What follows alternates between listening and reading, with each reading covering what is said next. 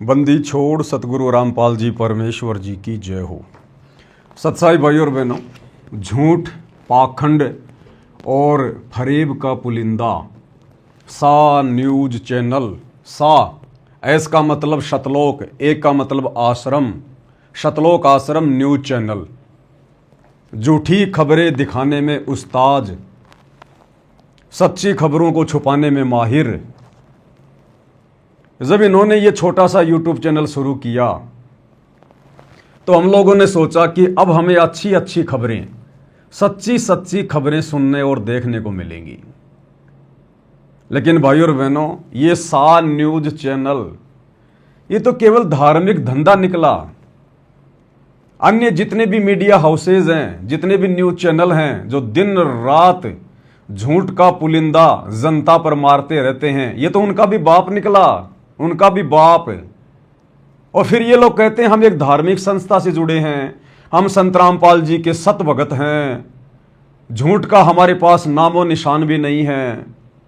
और इनसे बड़ा झूठा, इनसे बड़ा मक्कार आपको कोई देखने को भी नहीं मिलेगा। सोशल मीडिया पर जितने भी यूट्यूबर हैं, कम से कम कुछ तो सच्चाई दिखाते हैं। इन्होंने तो पूरी सच्चाई को निगल लिया, पूरी सच्चाई को। कौन सी सच्चाई? परशुराम जयंती पर हरियाणा के मुख्यमंत्री रोहतक के पैरावर में आए थे, उससे संबंधित आपको सारी बातें बताएंगे। और किस प्रकार से इन लोगों ने, जिन लोगों की विशेष भूमिका थी मुख्यमंत्री की रैली में भीड़ जुटाने को लेकर, क्योंकि मुख्यमंत्री की रैली में पैरावर में आम समाज के लोग नहीं आए, मुश्किल से 2%, 98% लोग आए थे शतलोक आश्रम से, संत रामपाल जी के भगत और बाबा राम रहीम के भगत, इन दो संतों के भगत सबसे ज्यादा रोहतक के पैरावर में परशुराम जयंती पर आए थे। और क्या वो घटना घटी जिसके चलते इन लोगों ने पूरी की पूरी खबर को खा लिया, निगल लिया, डकार भी नहीं मार रहे सतलोक आश्रम वाले। उसके बाद भाई और बहनों, हम चर्चा करेंगे कि जिस प्रकार से सत्सेवक भाई बहन ज्ञान को आधार बनाकर अपने पूज्य गुरुदेव परमपिता परमेश्वर सतगुरु रामपाल जी भगवान को परमेश्वर मानकर, ज्ञान को आधार बनाकर, घर को आश्रम बनाकर ज्ञान आधार से भक्ति कर रहे हैं।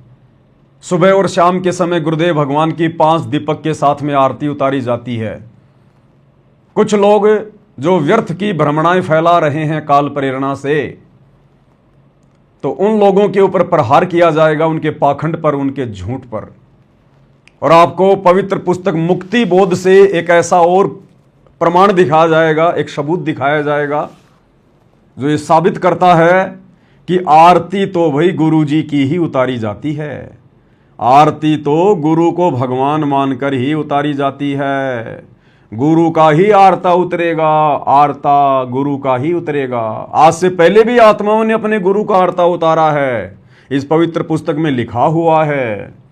जब 650 साल पहले कबीर परमात्मा धरती पर गुरु बनकर आए थे, जैसे वर्तमान में वही कबीर परमात्मा सतगुरु रामपाल जी के रूप में गुरु बनकर, सतगुरु बनकर धरती पर प्रकट हैं, इसी प्रकार 650 साल पहले आए थे कबीर नाम से। उस समय भी आत्माएं अपने गुरु की आरती उतारा करती थी, अपने सतगुरु का आरता उतारा करती थी, उनके ऊपर चवर किया करती थी। और वही प्रोसीजर तो आज सात संगतियों में शुरू है। लंबे अरसे के बाद, 650 साल के बाद, अगर किसी ने गुरु को भगवान मान के आरती उतारना शुरू किया है, चवर करना शुरू किया है श्रद्धा के साथ, तो केवल साध संगतियों में। तो वो प्रमाण भी आप भाई बहनों को दिखाएंगे। उससे पहले भाई और बहनों, आज का वीडियो हम शुरू करें, पूज्य गुरुदेव भगवान सतगुरु रामपाल जी परमेश्वर जी का जयकारा लगाएंगे, क्योंकि परमेश्वर के आशीर्वाद और उनकी पावर के बिना जीव एक शब्द भी नहीं निकाल सकता। बंदी छोड़ सतगुरु रामपाल जी परमेश्वर जी की जय हो।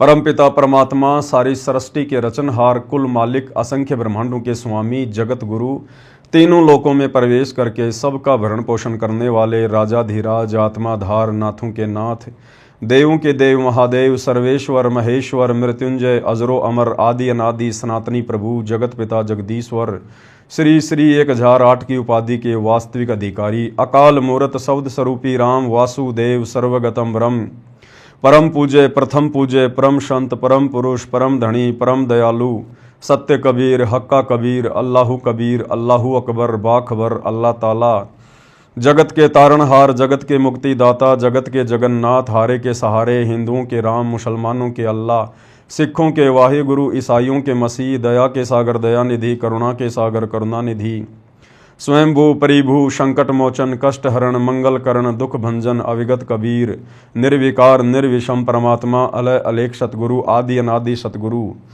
असली मर्यादा पुरुषोत्तम असली राम असली कृष्ण असली घनश्याम असली मुरारी, राजाओं के राजा महाराजाओं के महाराजा, शहंशाहों के शहंशाह, सम्राटों के सम्राट, भगवानों के भगवान, अल्लाहों के अल्लाह, प्रभुओं के प्रभु, मसीहाओं के मसीह, सच्चे वाहे गुरु, बाबाओं के बाबा, पीरों के पीर, सेठों के सेठ, जगत सेठ सावड़सा सेठ, सर्वगुण संपन्न, अनंत कोटि कलाओं के स्वामी, अनंत कोटि ब्रह्मांडों के नायक, योगियों में महायोगी, ध्यानियों में महाध्यानी, सिद्धों में परम सिद्ध, ज्ञानियों में तत्व ज्ञानी, ब्रह्म ज्ञानी, महाज्ञानी, परम ज्ञानी, सर्वश्रेष्ठ ज्ञानी, विज्ञानी, युवा कबीर, समर्थ कबीर है संवाद, अमित ओझा, सच्चे रहनुमा, करीम अल्लाह, सुभान अल्लाह, दुनिया के अंतिम पैगंबर। 8 सितंबर 1951 से गांव धनाना, जिला सोनीपत, हरियाणा, भारतवर्ष की पावन भूमि पे प्रकट रियल कल की भगवान श्री नारायण साकार हरि, श्री बाबा साहेब नूर अनंत परमात्मा, सच्चे बाखबर, सच्चे दरवेश, संत शिरोमणि सतगुरु रामपाल जी परमेश्वर जी के चरण कमल में साध संगति से जुड़े हुए देश विदेश से आप और हम सभी सत्सेवक भाई बहनों का अनंत कोटि दंडवत प्रणाम। पूज्य गुरुदेव भगवान हम सभी को आशीर्वाद दें, सद्बुद्धि दें, हमारा मार्गदर्शन करें, और जिस प्रकार से सतलोक आश्रम मैनेजमेंट हरियाणा काल की गोद में बैठकर झूठ का पुलिंदा भगत समाज में पेश कर रहा है, इस प्रकार के कुकृत्यों से परमेश्वर हमारी रक्षा करें। तो भाई और बहनों, जब ये सार न्यूज चैनल सतलोक आश्रम न्यूज चैनल खोला गया तो सतलोक आश्रम मैनेजमेंट हरियाणा वालों ने, पूज्य गुरुदेव भगवान के कलयुगी बेटा बेटी भाई बंधु रिश्तेदारों ने, कोऑर्डिनेटरों ने शरीर का पसीना झाड़ दिया, पसीना एडी से चोटी तक का जोर लगा दिया, पूरे हरियाणा में फैला दो इस न्यूज चैनल को। बेचारे भोले भाले भक्तों को गुरुजी का नाम लेकर कि गुरुजी का आदेश है, इस न्यूज चैनल को लोगों से घर घर जा जाके, गलियों में जा जाके और सब्सक्राइब करवाओ। सब्सक्राइब एकमात्र यही न्यूज चैनल है दुनिया में जो अब सच्चाई लोगों के सामने लाके रखेगा। और देखो क्या लिखा हुआ है, देखो, सच जो आप जानना चाहते हैं, जो सच तो आज तक किसी ने दिखाया ही नहीं, ये मीडिया चैनल वाले दिखा ही नहीं रहे, ये कह रहे हैं कि वो सच हम दिखाएंगे हम। तो हम लोगों ने सोचा भाई वाह, ये तो बहुत अच्छी बात है, चलो देर सवेर कोई न कोई तो खड़ा हुआ है माई का लाल समाज में सीना तान कर सच्चाई बताने के लिए। परंतु ये तो गीदड़ निकले, गीदड़ से भी गए गुजरे, गीदड़ से भी गए गुजरे। भाई और बहनों, हम सतगुरु रामपाल जी परमेश्वर जी के भगत हैं, उनके बच्चे हैं, उनके वचन के बेटा और बेटी हैं, शिष्य और शिष्याएं हैं। हमारे गुरुदेव भगवान जो सतलोक के राजा हैं, सतलोक के शहंशाह हैं, स्वयं कबीर परमात्मा हैं। एक आम व्यक्ति आम संत की भूमिका करते हुए ये ज्ञान आप और हमारे तक पहुंचाने के लिए हम इस काल लोक के कष्टों से अवगत करवाकर, सत्संग सुनाकर, तत्व ज्ञान देकर सतलोक ले चलने के लिए आए हैं। और यदि हम पूज्य गुरुदेव जी का इतिहास देखें तो जब से उन्होंने भक्ति मार्ग की शुरुआत की है सन 1994 से लगातार संघर्ष कर रहे हैं, लगातार ऐसा संघर्ष जो आपको 21 ब्रह्मांड में कहीं देखने को नहीं मिलेगा। परमार्थ के लिए निस्वार्थ भाव से अपना सब कुछ त्याग कर, दांव पर लगाकर अगर किसी ने संघर्ष किया है, कोई कर रहा है, तो एकमात्र महापुरुष सतगुरु रामपाल जी हैं। हमें कदम कदम पर उनके लीला में जीवन से प्रेरणा मिलती है, जीवन जीने की, भक्ति करने की, आगे बढ़ने की, दृढ़ रहने की, अटल रहने की। तो गुरुदेव भगवान ने हमें केवल एक ही बात समझाई है कि बच्चों, जिस प्रकार से पिछले 30 वर्षों से मैं अज्ञान और पाखंड के खिलाफ, वो पाखंड चाहे मेरे घर में हो, चाहे मेरे घर से बाहर हो, उस पाखंड को मिटाने के लिए जिस प्रकार से मैं संघर्ष कर रहा हूं, दुनिया भर के दाग, दुनिया भर की बदनामी, दुनिया भर का कीचड़ अपने दामन पर लगाकर मैं अपने इरादे पर अटल हूं। इसी प्रकार से यदि कोई मेरा भगत होगा, कोई मेरा सच्चा शिष्य होगा, तो वो भी मेरे पद चिन्हों पर चलते हुए अज्ञान और पाखंड के लिए कमर तोड़ लड़ाई लड़ेगा, जिस प्रकार से हमारा गुरु लड़ रहा है। और ये लड़ाई कोई ईंट पत्थर बाठे गोली बंदूक की नहीं है, ये लड़ाई वैचारिक लड़ाई है, विचारों की लड़ाई है, ज्ञान और अज्ञान के बीच में लड़ाई है। तो हमारे गुरुदेव भगवान जब पिछले 30 वर्षों से ये लड़ाई लगातार लड़ रहे हैं, और गुरुदेव भगवान के 2014 में हिसार जेल जाने के बाद यदि उनका कलयुगी परिवार, उनके कलयुगी बेटा बेटी भाई बंधु रिश्तेदार ही यदि धर्म को धंधा बनाकर जगह जगह फर्जी आश्रम खोलकर गुरु की आड़ में संगत में अज्ञान और पाखंड फैलाने लग जाएं, भगत समाज की मर्यादाएं तुड़वाने लग जाएं, भक्तों को कुमार्ग पर चलने की कुप्रेरणा करने लग जाएं, तो भाई और बहनों, सतगुरु रामपाल जी के सच्चे भगत होने के नाते हम सतसेवकों की यह परम जिम्मेदारी, परम दायित्व बनता है कि हम इस अज्ञान और पाखंड को, जितनी भी हमें गुरुदेव भगवान ने सद्बुद्धि दी है, ताकत दी है, पूरा जोर लगाकर जनमानस के सामने लेकर आए। आज नहीं तो कल ये पाखंड उजागर होगा, हो रहा है। आज भगत समाज के सामने हो रहा है, कल को देश और दुनिया के सामने होगा, क्योंकि आने वाला समय तो भक्तों का है, आने वाला समय तो भक्ति का है, भक्ति का। और भक्ति मार्ग पर जिन जिन लोगों ने बकवाद कर डाली हैं, पहाड़ जैसी गलतियां कर डाली हैं, गुरु को मानुष मानकर, उन सब के काले चिट्ठे, उन सब के काले चेहरे पूरे विश्व में उजागर होंगे, पूरे विश्व में।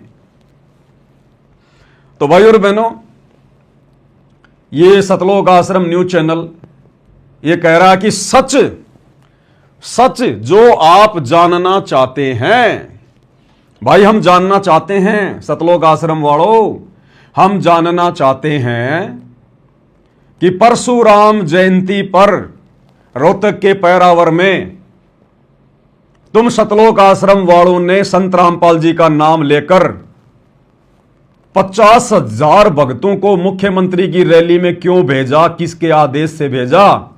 जरा ये सच दिखाओ हमें संत रामपाल जी का आदेश दिखाओ, हिसार जेल से आया हुआ, जिनके आदेश की आड़ में तुम लोगों ने धनाना आश्रम में बेचारे भोले वाले भक्तों को रात्रि में इकट्ठा कर लिया और सुबह आनन फानन में बसों में ठूंस ठूंस के मुख्यमंत्री की रैली में छोड़ दिया।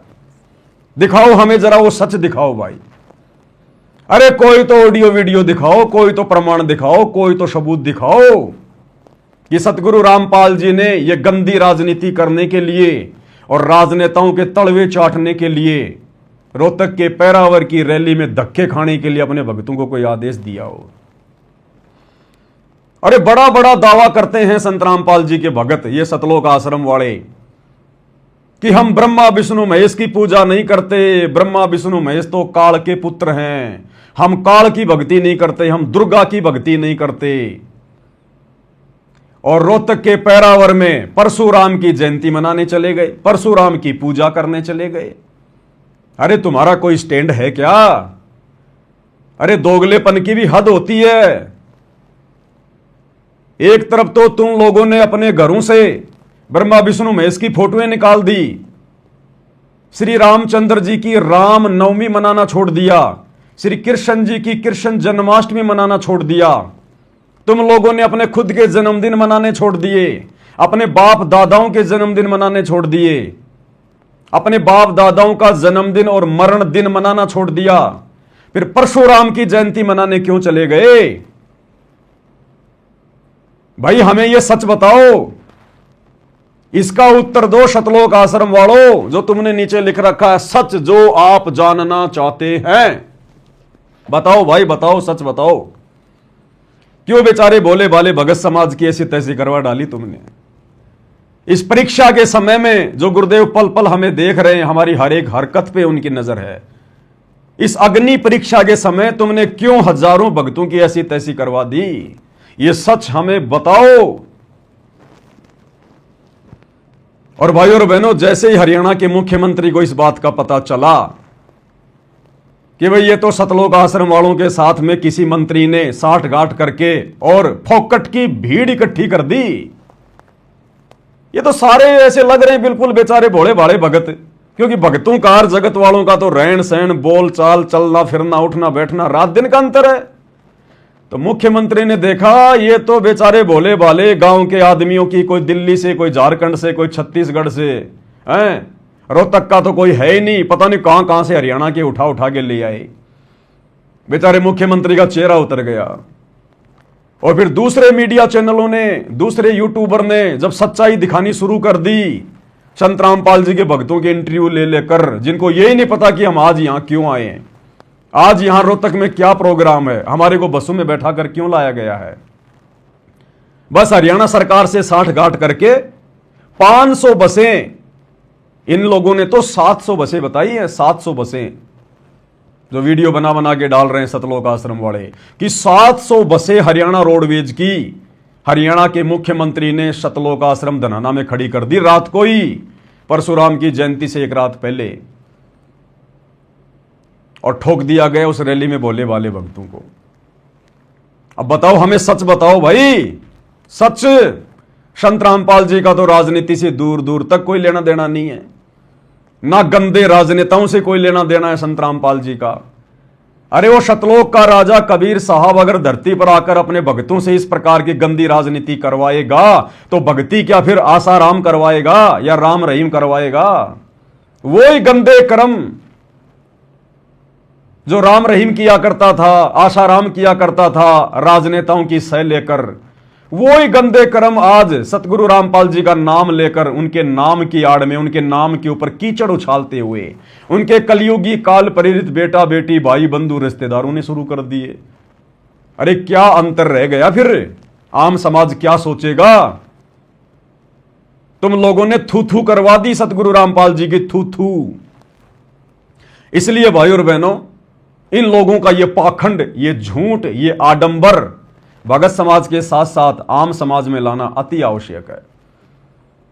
देखो, हम भगत अवश्य हैं, लेकिन भगत का मतलब ये नहीं कि हम लोग 16वीं सदी के भगतों की तरह, जैसा पंडितों ने, ब्राह्मणों ने, धर्मगुरुओं ने कह दिया हम वही करने लग जाएंगे। नहीं, हम 21वीं सदी के भगत हैं, सतगुरु रामपाल जी के भगत हैं, पूर्ण ब्रह्म परमात्मा के भगत हैं। आज हमें गुरुदेव ने अपने कर्तव्यों और अधिकारों के बारे में भी बताया है। अब वो समय नहीं है कि कोई भी पंडित जी आकर गांव में खाट पर बैठ गया, बाकी लोग जमीन पर बैठ गए, और जो पंडित जी ने कह दिया उन बेचारे अनपढ़ लोगों ने मान लिया, स्वीकार कर लिया। तो आज भाई ये कोऑर्डिनेटर, सतलोक आश्रम वाले, गुरुजी के परिवार वाले हमें जो मर्जी कह देंगे, जो मर्जी आदेश दे देंगे, जो मर्जी पीला पर्चा निकाल देंगे, और हम मूर्खों की भांति आंख बंद करके फॉलो कर लेंगे। भाई संभव नहीं है। हम गांधारी की तरह आंखों पे काली पट्टी बांधकर नहीं चल सकते। हम संत रामपाल जी के तत्वज्ञानी भगत हैं, उनके सतसेवक बच्चे हैं। हमें गुरुदेव ने ठोक ठोक के तत्व ज्ञान दिया है, और गुरुदेव ने कह रखा कि बेटा जब भी ऐसी कोई धर्म संकट की स्थिति उत्पन्न हो जाए, तो मैंने तुम्हें टॉर्च दे रखी है, तत्व ज्ञान रूपी टॉर्च, फोकस मार के देख लेना। इसलिए भाई और बहनों, आप और हमारी जिम्मेदारी बनती है अपने गुरुदेव भगवान की गैर हाजिरी में अपने भगत भाई बहनों की टूटती हुई मर्यादाओं को बचाने के लिए। हमारा काम केवल इतना ही नहीं है कि गुरुजी ने जो भक्ति दे दी बस अपनी भक्ति में लगे रहें और अपना पेट भरने के लिए काम धंधा करते रहें, बाकी जाओ भाड़ में, संघर्ष अकेला गुरु करता रहेगा। नहीं, गुरु ने हमें सत्संग रूपी खीर खिला खिला के युवा बना दिया, जवान बना दिया। किस लिए बनाया? गुरु के सर में दर्द करने के लिए, या गुरु का कंधे से कंधा मिलाकर अज्ञान और पाखंड को मिटाने के लिए, सहयोग करने के लिए। तो भैया जिम्मेदारियों से भगत भाग नहीं सकता। ये कह देना कि जो करेगा सो भरेगा, हम क्यों बीच में टांग अड़ाएं, गुरुजी जाने, मैनेजमेंट वाले जाने। तो भैया जब त्रिकुटी पर जाओगे और जब काल के दूत आएंगे लेके लठ, तो गुरुजी भी कह देगा कि भाई ये भगत जाने और काल के दूत जाने, ये अपनी लड़ाई खुद लड़ो, मैंने क्या लेना देना। तो भैया आज गुरु का कंधे से कंधा मिलाकर सहयोग करना पड़ेगा। गुरु ने हमें युवा बना दिया सत्संग रूपी खीर खिला खिला के। इसी दिन के लिए गुरु ने हमें परिपूर्ण किया है ज्ञान से, हर प्रकार से, कि मेरे बच्चे और काल के साथ में लड़ सकें, ज्ञान आधार से पाखंड और आडंबर का मुकाबला कर सकें। तब गुरु प्रसन्न होगा। आंख बंद करके बैठने से, बड़े बड़े भक्तों के तलवे चाटने से कोऑर्डिनेटरों के डर से, हाथों में चूड़ियां पहनने से, मुंह पर ताला लगा लेने से गुरु प्रसन्न नहीं होगा। परमेश्वर कहते हैं साचा शब्द कबीर का और प्रकट किया जगमाही, और जैसे को तैसा कहे सो तो निंदा नहीं। गुरु जी ने हमें सिखाया है कि भक्ति तो करनी है, अपनी मर्यादाओं में तो रहना ही रहना है। भगत के 16 आभूषण तो धारण करने हैं। साथ में जब वो समय आ जाए तो तुम लोगों ने तत्व ज्ञान रूपी हथियार उठा के प्रहार भी करना है काल के ऊपर। तो भैया चोर को चोर कहना, डाकू को डाकू कहना, गुरु की आड़ में जो संगत की मर्यादा तोड़वा रहा है उनको झूठा फरेब, 2 नंबरी कहना, और संगत के सामने उनके काले चेहरे, उनके काले कुक्रम उजागर करना, उनकी गलतियों को सार्वजनिक करना, ये भी परमेश्वर ने हमें समझाया है, बताया है। इससे मर्यादा खंडित नहीं होती, इससे नाम नहीं टूटता, बल्कि ऐसा करने से तो गुरु प्रसन्न होता है कि वास्तव में मेरे बच्चे काल के साथ लड़ने के योग्य हो गए हैं। इसलिए भाइयों और बहनों, खाली भोग आरती की वीडियो डालने से बात नहीं बनेगी, सात संगति के मात्र वीडियो डालने से बात नहीं बनेगी। 2-4 शब्द गा लिए, वीडियो डाल दिए, ये पवन दास कोई अकेला थोड़ी है लड़ाई लड़ने के लिए, अकेली मेरी जिम्मेदारी थोड़ी है भाई। आप लोगों के हाथ में परमात्मा ने मोबाइल दे दिया, सोशल मीडिया दे दिया, हथियार दे दिए, क्यों नहीं बनाते वीडियो? तुम्हें क्या बोलना है, किस प्रकार से बोलना है, हर प्रकार की घटनाओं से लाइव आकर मैं तुम्हें परिचित करवा रहा हूं। जितनी शंकाओं के समाधान परमात्मा ने आप लोगों की करवाई है, संसार में किसी की नहीं करवाई। फिर आप लोगों को किस बात का डर है, किस बात का भय है, किस बात की शर्म आ रही है भाई?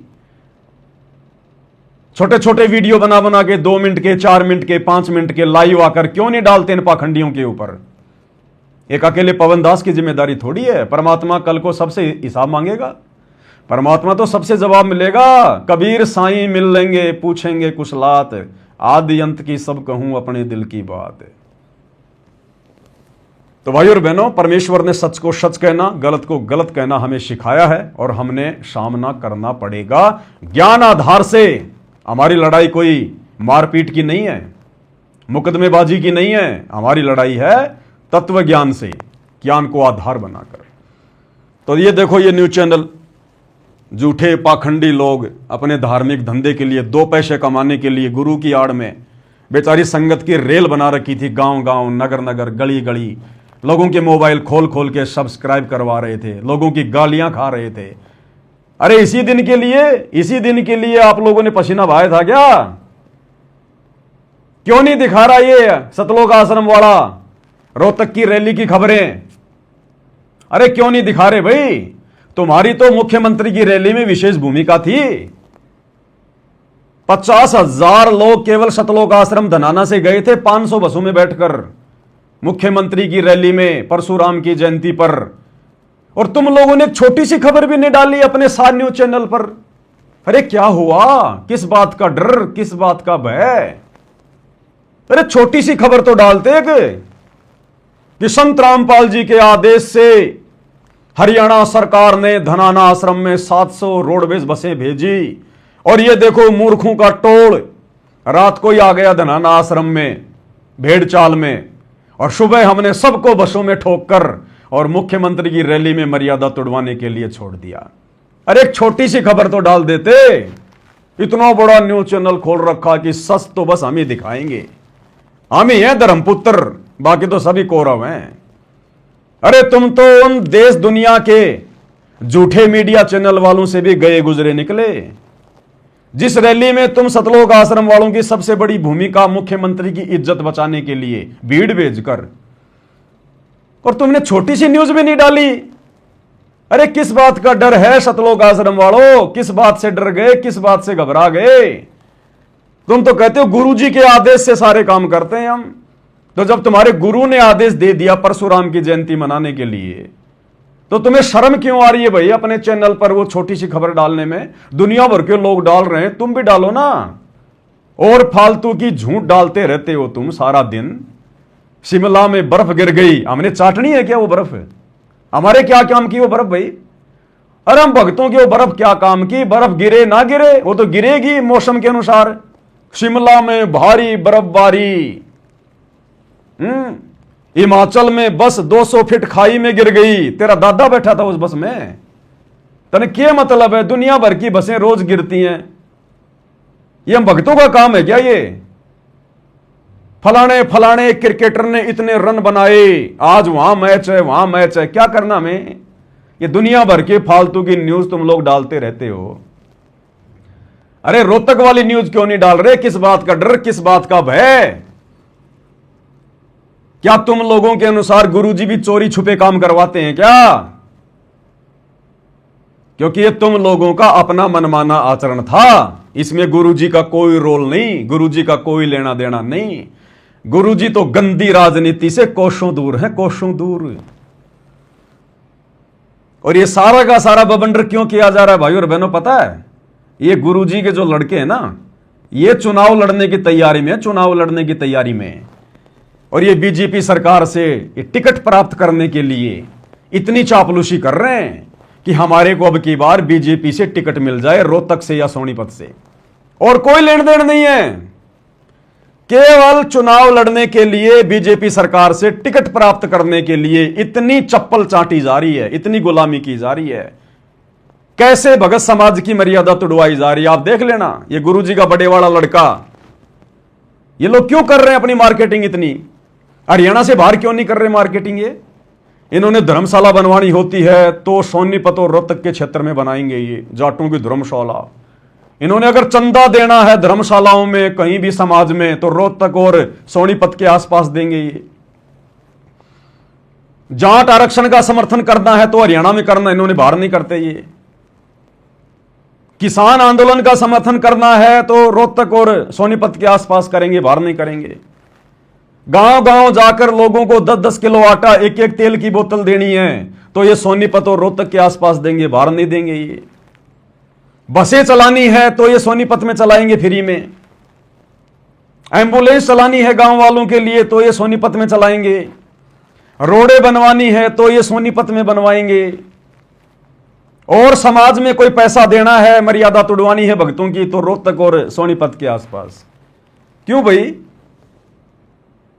हिंदुस्तान में और जगह इन चीजों की आवश्यकता नहीं है क्या? ये सारे के सारे भिखारी सोनीपत और रोनीपत में पैदा हैं क्या? अरे रोहतक और सोनीपत में दुनिया के सबसे ज्यादा भिखारी हैं क्या, जो तुम रोजाना जा जाके उनको 10-10 किलो आटा जबरदस्ती बिन बुनाए मेहमान की तरह? और देश दुनिया में भिखारी नहीं है? और जिन लोगों के घरों में भाई और बहनों ये लोग आटा देने जा रहे हैं ना, ये कहकर कि बहुत गरीब परिवार है, बहुत गरीब परिवार है, उन गरीब परिवारों से ज्यादा बुरी हालत तो संत रामपाल जी के 90% भक्तों की है, 90% भक्तों की। छत्तीसगढ़ में जाके देखो, बिहार में जाके देखो, मध्य प्रदेश में जाके देखो।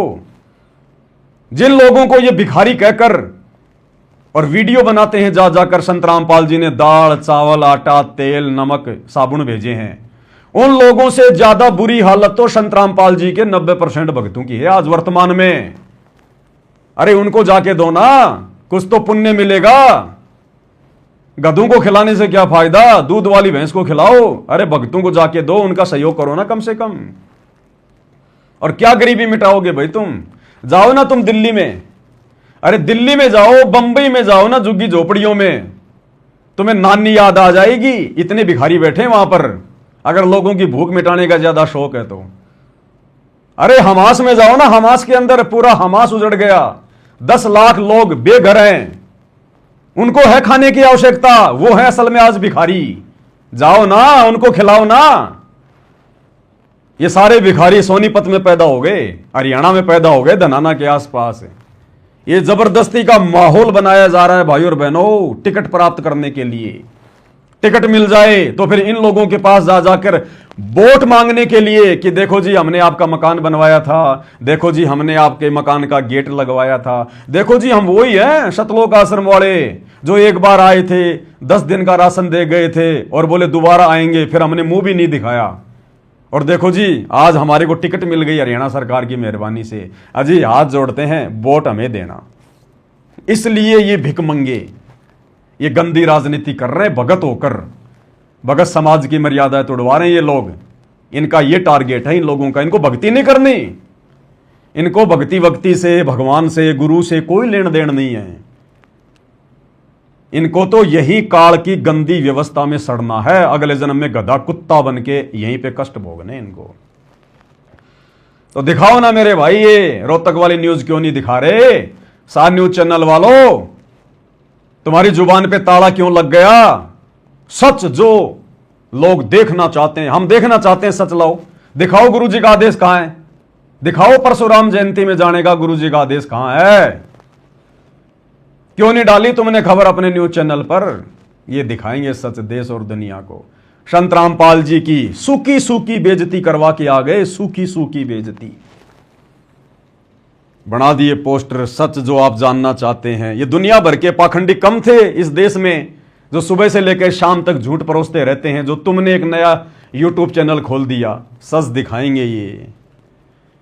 और देखना इनका एक छोटा सा ये इन भाइयों का ये वीडियो बनाया हुआ इन लोगों का कि बस सच तो केवल हम ही दिखा सकते हैं दुनिया में, दूसरा कोई है नहीं सच दिखाने वाला। देखो क्या बना रखा है।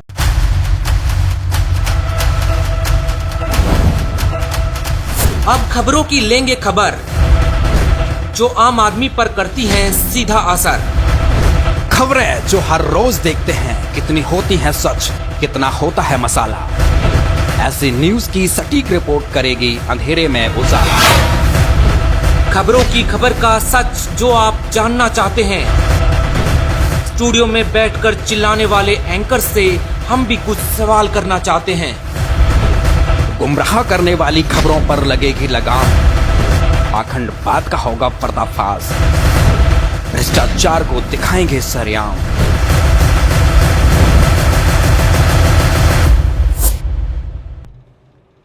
भ्रष्टाचार को दिखाएंगे सरेआम, खबरों की लेंगे खबर। और नालायकों, तुम खुद भ्रष्टाचार कर रहे हो। हरियाणा सरकार की 500 बसें धनाना आश्रम में बुलाकर तुमने जनता को कितना परेशान करवा दिया। उस दिन जो हरियाणा सरकार की 700 बसें तुम्हारे आश्रम में आके खड़ी हो गई, उस दिन हरियाणा की जनता को कितनी परेशानी का सामना करना पड़ा होगा आने जाने में। अपने चंद स्वार्थ के लिए तुम लोगों ने कितना डीजल बर्बाद करवा दिया सरकार का। ये आम जनता के टैक्स का पैसा है।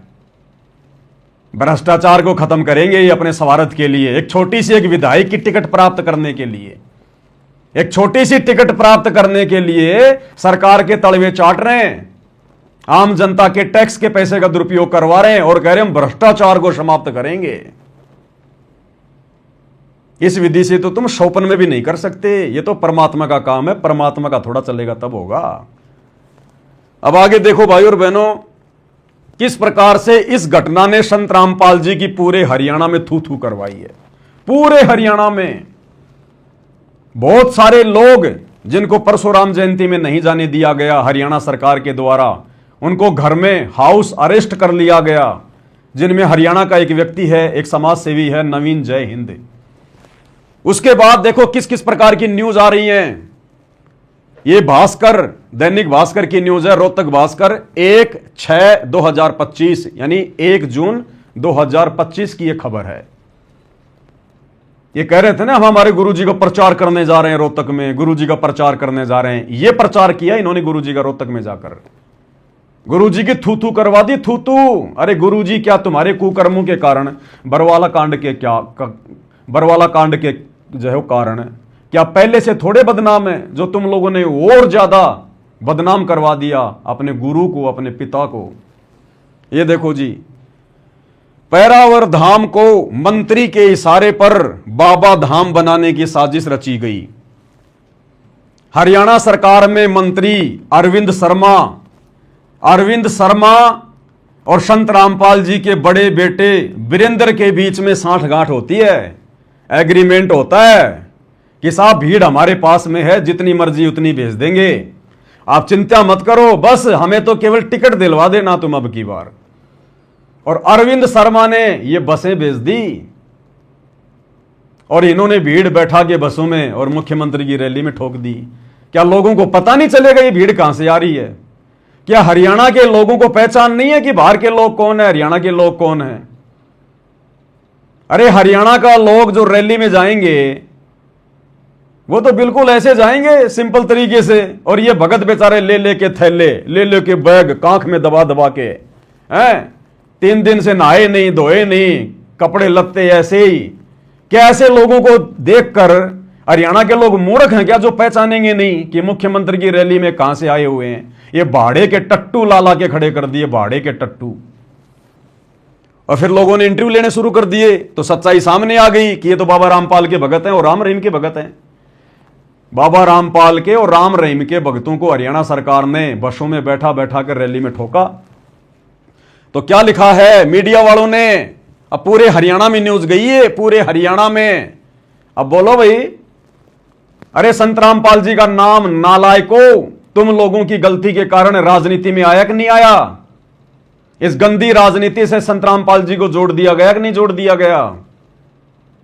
परमेश्वर कहते हैं गुरु की निंदा सुने जो काना ताको निश्चय नरक निदाना। जो शिष्य अपने गुरु की निंदा सुनता है ना, उसको नरक में जगह नहीं मिलती।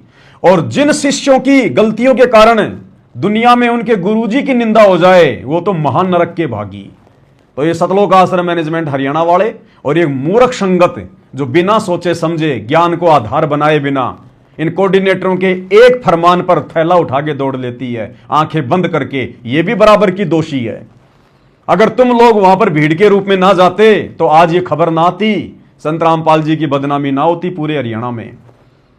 अरे चलो मान लिया तुम लोगों को धोखे से आश्रम में बुलाया गया, गुरुजी का नाम लेकर के, भाई गुरुजी के दर्शन होंगे 2 घंटे शाम को 5 से 7 बजे तक, और सभी भक्तों ने आना सेवा में। तो चलो ठीक है, तुम लोगों को सच्चाई का नहीं पता था, अपने गुरुजी के दर्शन करने के मकसद से तुम लोग सतलोक आश्रम धनाना में जमा हो गए। अरे नालायकों, सुबह जब तुम्हारे को उन बसों में बैठाया जा रहा था, उस समय तो विचार करते, उस समय तो कम से कम सवाल जवाब करते कि भाई ये कहां ले जा रहे हो हमारे को? हम तो गुरुजी के दर्शन करने आए थे, हमारे को ये थोड़ी बताया गया था कि तुम्हारे को परशुराम की जयंती में भेजेंगे, मुख्यमंत्री की रैली में भेजेंगे भीड़ के रूप में। अरे उस समय तो कम से कम विरोध करते, विरोध भी ना करते तो कम से कम उन बसों में तो ना बैठते। लेकिन सब के सब भेड़ के पूत, एक की भी बुद्धि ठीक ठिकाने नहीं है, सबकी बुद्धि में जंग लगी हुई है। उल्टा खुशी से उन बसों में जाके बैठ गए कि वाह, फ्री में बैठने को मिलेगा, बढ़िया घूम के आएंगे रैली में, मुख्यमंत्री को देख के आएंगे। भाई अग्नि परीक्षा चल रही है भक्तों की, ध्यान रखना। तुम्हारी गलतियों की सजा तुम्हारे गुरु को भोगनी पड़ रही है। तुम्हारे कुकृत्यों के कारण तुम्हारा गुरु आज पूरे हरियाणा में बदनाम है। पहरावर धाम को मंत्री के इशारे पर बाबा धाम बनाने की साजिश रची गई। अब जब हरियाणा के लोगों ने पढ़ा, यार ये कौन से बाबा आ गए भाई, किन बाबाओं के इशारे पर यह सारा काम हुआ है, ये भीड़ कहां से आई है? फिर क्या लिखा आगे? पैरावर की जमीन पर त्रिशूल और परशुराम का फरसा लगाया हुआ है। रोहतक समाज सेवी नवीन जय हिंद ने कहा, पैरावर धाम को एक मंत्री के इशारे पर बाबा धाम बनाने की साजिश रची गई, क्योंकि बाबा के भक्तों को ठोक दिया गया वहां पर। राज्य स्तरीय परशुराम जयंती समारोह में जेल में बंद 2 बाबाओं के दम पर भीड़ जुटाई गई। एक बाबा सतगुरु रामपाल जी, दूसरा बाबा राम रहीम, दोनों बाबाओं के दम पर। और इसने ऐसे ऐसे गंभीर आरोप लगाए भाई और बहनों कि संत रामपाल जी को डरा कर धमका कर हरियाणा सरकार ने कि बाबा या तो अपने भक्तों को मैसेज कर दे कि मुख्यमंत्री की रैली में चले जाओ, नहीं तो बाबा तेरी खैर नहीं है, जेल में डंडे तोड़ेंगे तेरे ऊपर, डंडे, ध्यान रख लेना, तेरा रिमांड लेंगे ढंग से अगर तूने अपने भक्तों को संदेशा नहीं दिया तो। अब लोग तो यही सोचेंगे ना कि बाबा डर गया, बाबा डर गया, बाबा को हरियाणा सरकार ने जेल में जाके डरा दिया, धमका दिया कि बाबा अपनी खैर चाहता है तो अपने घर वालों को मैसेज कर दे और पूरी संगत को भेज दे मुख्यमंत्री की रैली में, नहीं तो खैर नहीं है। तो नवीन जयंत कह रहा है कि बाबाओं को डरा कर धमका कर बाबाओं के दम पर, जबकि नवीन जय हिंद जी को इस बात का नहीं पता है। ये अपने स्तर पर जो कह रहे हैं बिल्कुल सही कह रहे हैं। बाबा राम रहीम को तो डराया जा सकता है, धमकाया जा सकता है, लेकिन जो दूसरा बाबा है ना, वो बाबाओं का बाबा है, बाबाओं का बाबा। अरे उस बाबा के नाम से तो ये काल और महाकाल दोनों थर थर कांपते हैं। काल करे जोड़ विनती और महाकाल अरदास, और जम जोरा जासे डरे मिटे कर्म के लेख, अदली असल कबीर है कुल के सतगुरु एक। जम और जोरा भी, ये काल और दुर्गा भी थर थर कांपते हैं दूसरे बाबा के नाम से, सतगुरु रामपाल जी के नाम से। ये परमेश्वर है, परमात्मा है, धरती पर प्रकट है, स्वयं कबीर भगवान है। ये अवतरित हुए 8 सितंबर 1951 को। ये बातें अभी आप लोगों को समझ में नहीं आएंगी क्योंकि अभी आप अध्यात्म से कोसों दूर हैं। लेकिन इन्होंने अपनी सोच आधार से जो कहा बिल्कुल सही कहा कि बाबाओं को जेल में डराकर धमकाकर और रैली में भीड़ भेजी गई। राज्य स्तरीय परशुराम जयंती समारोह में जेल में बंद 2 बाबाओं के दम पर भीड़ जुटाई गई। अब बताओ हरियाणा में गुरुजी की बदनामी हुई कि नहीं हुई? अरे हरियाणा में तो 2 ही बाबा जेल में बंद है, बाबा राम रहीम और बाबा रामपाल। तो लोगों के दिलो दिमाग में संत रामपाल जी की क्या छवि है? नालायकों, अपने घरों से बाहर निकल के देखो, थोड़ा सा अपनी बुद्धि को ऑन करो, जंग हटाओ। कितनी बड़ी बेइज्जती, कितनी बड़ी बदनामी तुम लोगों ने वहां जाकर भीड़ करके अपने गुरुजी की करवाई है, जिसमें सीएम भी नाराज नजर आए, हरियाणा का मुख्यमंत्री भी नाराज नजर आया कि ये तो बाबाओं की भीड़ इकट्ठी कर दी, भक्तों की भीड़ इकट्ठी कर दी, यहां पर हरियाणा के आदमी तो है ही नहीं कोई, ये तो सारे बेचारे भोले भाले गांव के लोग लाके इकट्ठे कर दिए यहां पर मंत्री ने। तो हरियाणा का मुख्यमंत्री भी नाराज नजर आया, जिससे सीएम भी नाराज नजर आए। वहीं समाज के लोगों में भी गलत संदेश गया। अरे हरियाणा के लोग कह रहे हैं और नवीन जयंत कह रहा है कि आम समाज में भी गलत संदेश गया, मुख्यमंत्री के लिए भी और बाबा के लिए भी, कि भाई मुख्यमंत्री को हरियाणा की जनता पसंद नहीं करती, इसलिए बाबाओं के भक्तों की भीड़ इकट्ठी कर दी गई अपनी इज्जत बचाने के लिए। और दूसरी तरफ क्या गलत संदेश गया बाबाओं के लिए कि ये बाबाओं तो राजनीतिक आदमी है, राजनीतिक, ये अपनी जमानत करवाने के लिए राजनेताओं के तलवे चाट रहे हैं, मुख्यमंत्री की सहायता कर रहे हैं, अपनी जमानत करवाने के लिए मुख्यमंत्री के पैर पकड़ रहा है, अपने भक्तों को रैली में भेज भेज कर कि मुख्यमंत्री खुश हो जाएगा कि वाह जी वाह, बाबा रामपाल ने तो हजारों भगत भेज दिए मेरी रैली में, क्या पता मेरी जमानत हो जाए। तो इस प्रकार का गलत संदेशा हरियाणा में गया संत रामपाल जी को लेकर। अरे राम रहीम के लिए तो ठीक है, राम रहीम कोई संत नहीं है, केवल झूठी फीत है संत की, ना उसको ज्ञान है कोई, ना वो कोई अवतार है, ना कोई शक्ति है। पिछले जन्म की उसकी भक्ति के कारण बाबा बन के बैठा हुआ है, अब उसकी बैटरी डिस्चार्ज हो गई तो जेल में पड़ा हुआ है। लेकिन सतगुरु रामपाल जी कौन है नालायको, ये तो तुम्हें अच्छे से पता है भक्तों। अरे ये बाबा तो राजनेताओं के भरोसे नहीं है, लेकिन फिर भी हरियाणा की जनता में क्या संदेश आ गया संत रामपाल जी को लेकर, तुम्हारी आंखों के सामने है। इसको कहते हैं गुरु निंदा। भक्तों के कारण गुरु जी की निंदा हो रही है पूरे हरियाणा में, भक्तों के कारण, और कह रहे हम शत लोग जाएंगे। तुम्हें तो काल नरक में भी कोई ठीक ठाक सी जगह देगा कोई ढंग की देख के, कि नालायकों को परमात्मा मिला उसके बाद भी 2 कौड़ी के काम करके आ गए। वहीं समाज के लोगों में भी गलत संदेश आ गया। नवीन जय हिंद ने आरोप लगाया कि जेल में बंद एक बाबा की मुंह बोली बेटी एक मंत्री से मिलकर गई। बाबा राम रहीम की मुंह बोली बेटी वो मंत्री से मिलकर गई कि आप हमारे बाबा को इसी प्रकार से 40-40 दिन की छुट्टी देते रहिए, पैरोल देते रहिए, जमानत देते रहिए, और हम बाबा के नाम की आड़ में बाबा के भक्तों को इसी प्रकार से तुम्हारी रैलियों में भेजते रहेंगे। तो ये किस्सा तो है बाबा राम रहीम की मुंह बोली बेटी का।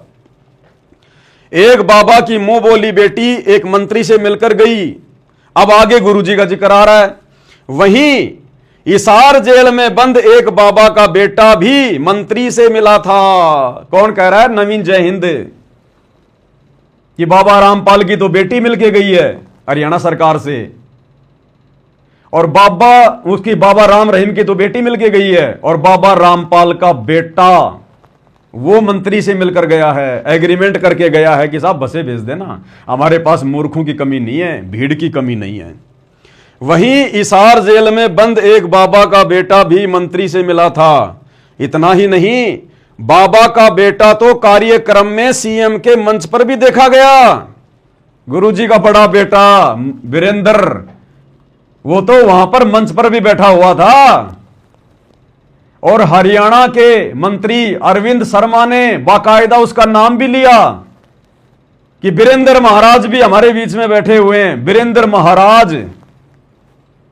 और वो गधा चुपचाप सुन रहा है कि जी महाराज तो मेरा पिता है, मैं थोड़ी हूं, महाराज तो मेरा बाप है, लेकिन कुछ नहीं बोला।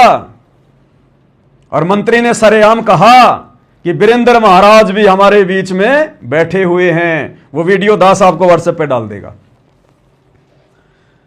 इतना ही नहीं, बाबा का बेटा तो कार्यक्रम में सीएम के मंच पर भी देखा गया।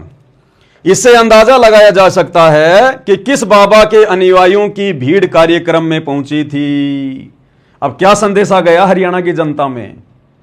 तुम कितना ही प्रचार कर लो, कितने भंडारे कर लो, कितना ही फ्री का भोजन खिला दो लोगों को, तुम्हारे कुकर्मों के कारण तुम्हारे गुरु की इसी प्रकार से बदनामी होती रहेगी।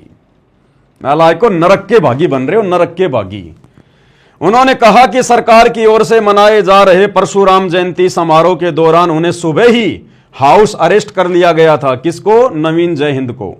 पहले 20 पुलिसकर्मी घर के बाहर तैनात किए, उसके बाद एक बस भरकर पुलिसकर्मी पहुंचे और उसे घर में ही नजरबंद करके रखा गया। अब आगे देखिए भाई और बहनों, यह है नवीन जय हिंद, जो समाज सेवी है, ब्राह्मण समाज से है। यह भी परशुराम जयंती मनाने जा रहा था और इन्होंने पहले वहां पर पूरा कार्यक्रम फिट किया था ब्राह्मण समाज की ओर से परशुराम जयंती मनाने का। लेकिन सरकार ने इनको हाउस अरेस्ट करवा दिया, इनको नजरबंद करवा दिया। उस दिन परशुराम जयंती के दिन इनको घर से बाहर नहीं निकलने दिया गया। उसके बाद ये मीडिया के सामने आए, बहुत सारे मीडिया चैनल आए, उन्होंने इनके इंटरव्यू लिए और सारी बातें इन्होंने खुलकर बताई। फिर वो मीडिया चैनल वालों ने, अखबार वालों ने छापी और हरियाणा में घर घर में वो खबर गई और संत रामपाल जी की बदनामी का कारण बना। और इंटरव्यू के समय इन्होंने क्या कहा वो भी आप सुन लीजिए भाई और बहनों। नवीन जय हिंद ने अपना इंटरव्यू दिया और सरेआम उन्होंने ये बातें कही हैं जो बातें आपने अभी अभी अखबार में देखी हैं।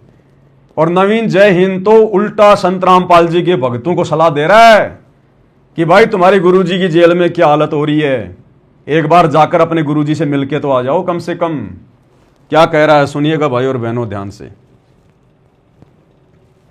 हरियाणा रोडवेज की बसें तो आश्रमों में गई और उन 2 आश्रमों से वो लोग आए। मुझे लगता है भगवान परशुराम बहुत नाराज हुए होंगे कल। और मैं बताना चाहता हूं, भगवान परशुराम के चेले बोले के भगत इतने कमजोर नहीं है, और वो कमजोर हो कोई डाउट में बोलनिया ना 25 तारीख को करके दिखा दिया। 1 लाख लोग आएंगे। अरे 1 लाख लोग आके करेगा भाई? जितने भी लोग आए उतने बतेरे श्रद्धा से आने चाहिए, बात खत्म। किराए की भाड़े की भीड़ क्या होता है? ये भाड़े की भीड़ से रैली है क्या कोई? भाड़े की भीड़ सरेआम कह रहा है, मीडिया के सामने कह रहा है कि बाबाओं के दम पर रैली को सफल बनाया गया है। बाबाओं को डराकर धमकाकर जेल में उनके भक्तों को रैली में भेजा गया है। भाड़े की भीड़, किराए के टट्टू, ये इज्जत पाई है सतलोक आश्रम वालों ने और ये इज्जत करवाई अपने गुरुजी की पूरे हरियाणा में इन लोगों ने। अरे नालायकों, बैठकर भक्ति करनी चाहिए हमारे को वर्तमान में। हम भक्तों का क्या मतलब है सीएम से, पीएम से, उनकी रैलियों से? राजाओं के काम राजा करेंगे, भक्तों का काम भक्तों ने करना है। बैठ के अपनी भक्ति करनी थी हमारे को। ये परीक्षा चल रही है हमारी। हमारा बाप तो हमारे लिए इतना संघर्ष कर रहा है, 12 साल से जेल में बैठा है और हम उल्टा उनके नाम पर जो है वो कीचड़ उछाल रहे हैं इस प्रकार के घटिया कर्म करके, गंदी राजनीति में हिस्सा लेके। क्या मतलब था हमारा परशुराम की जयंती में जाने का?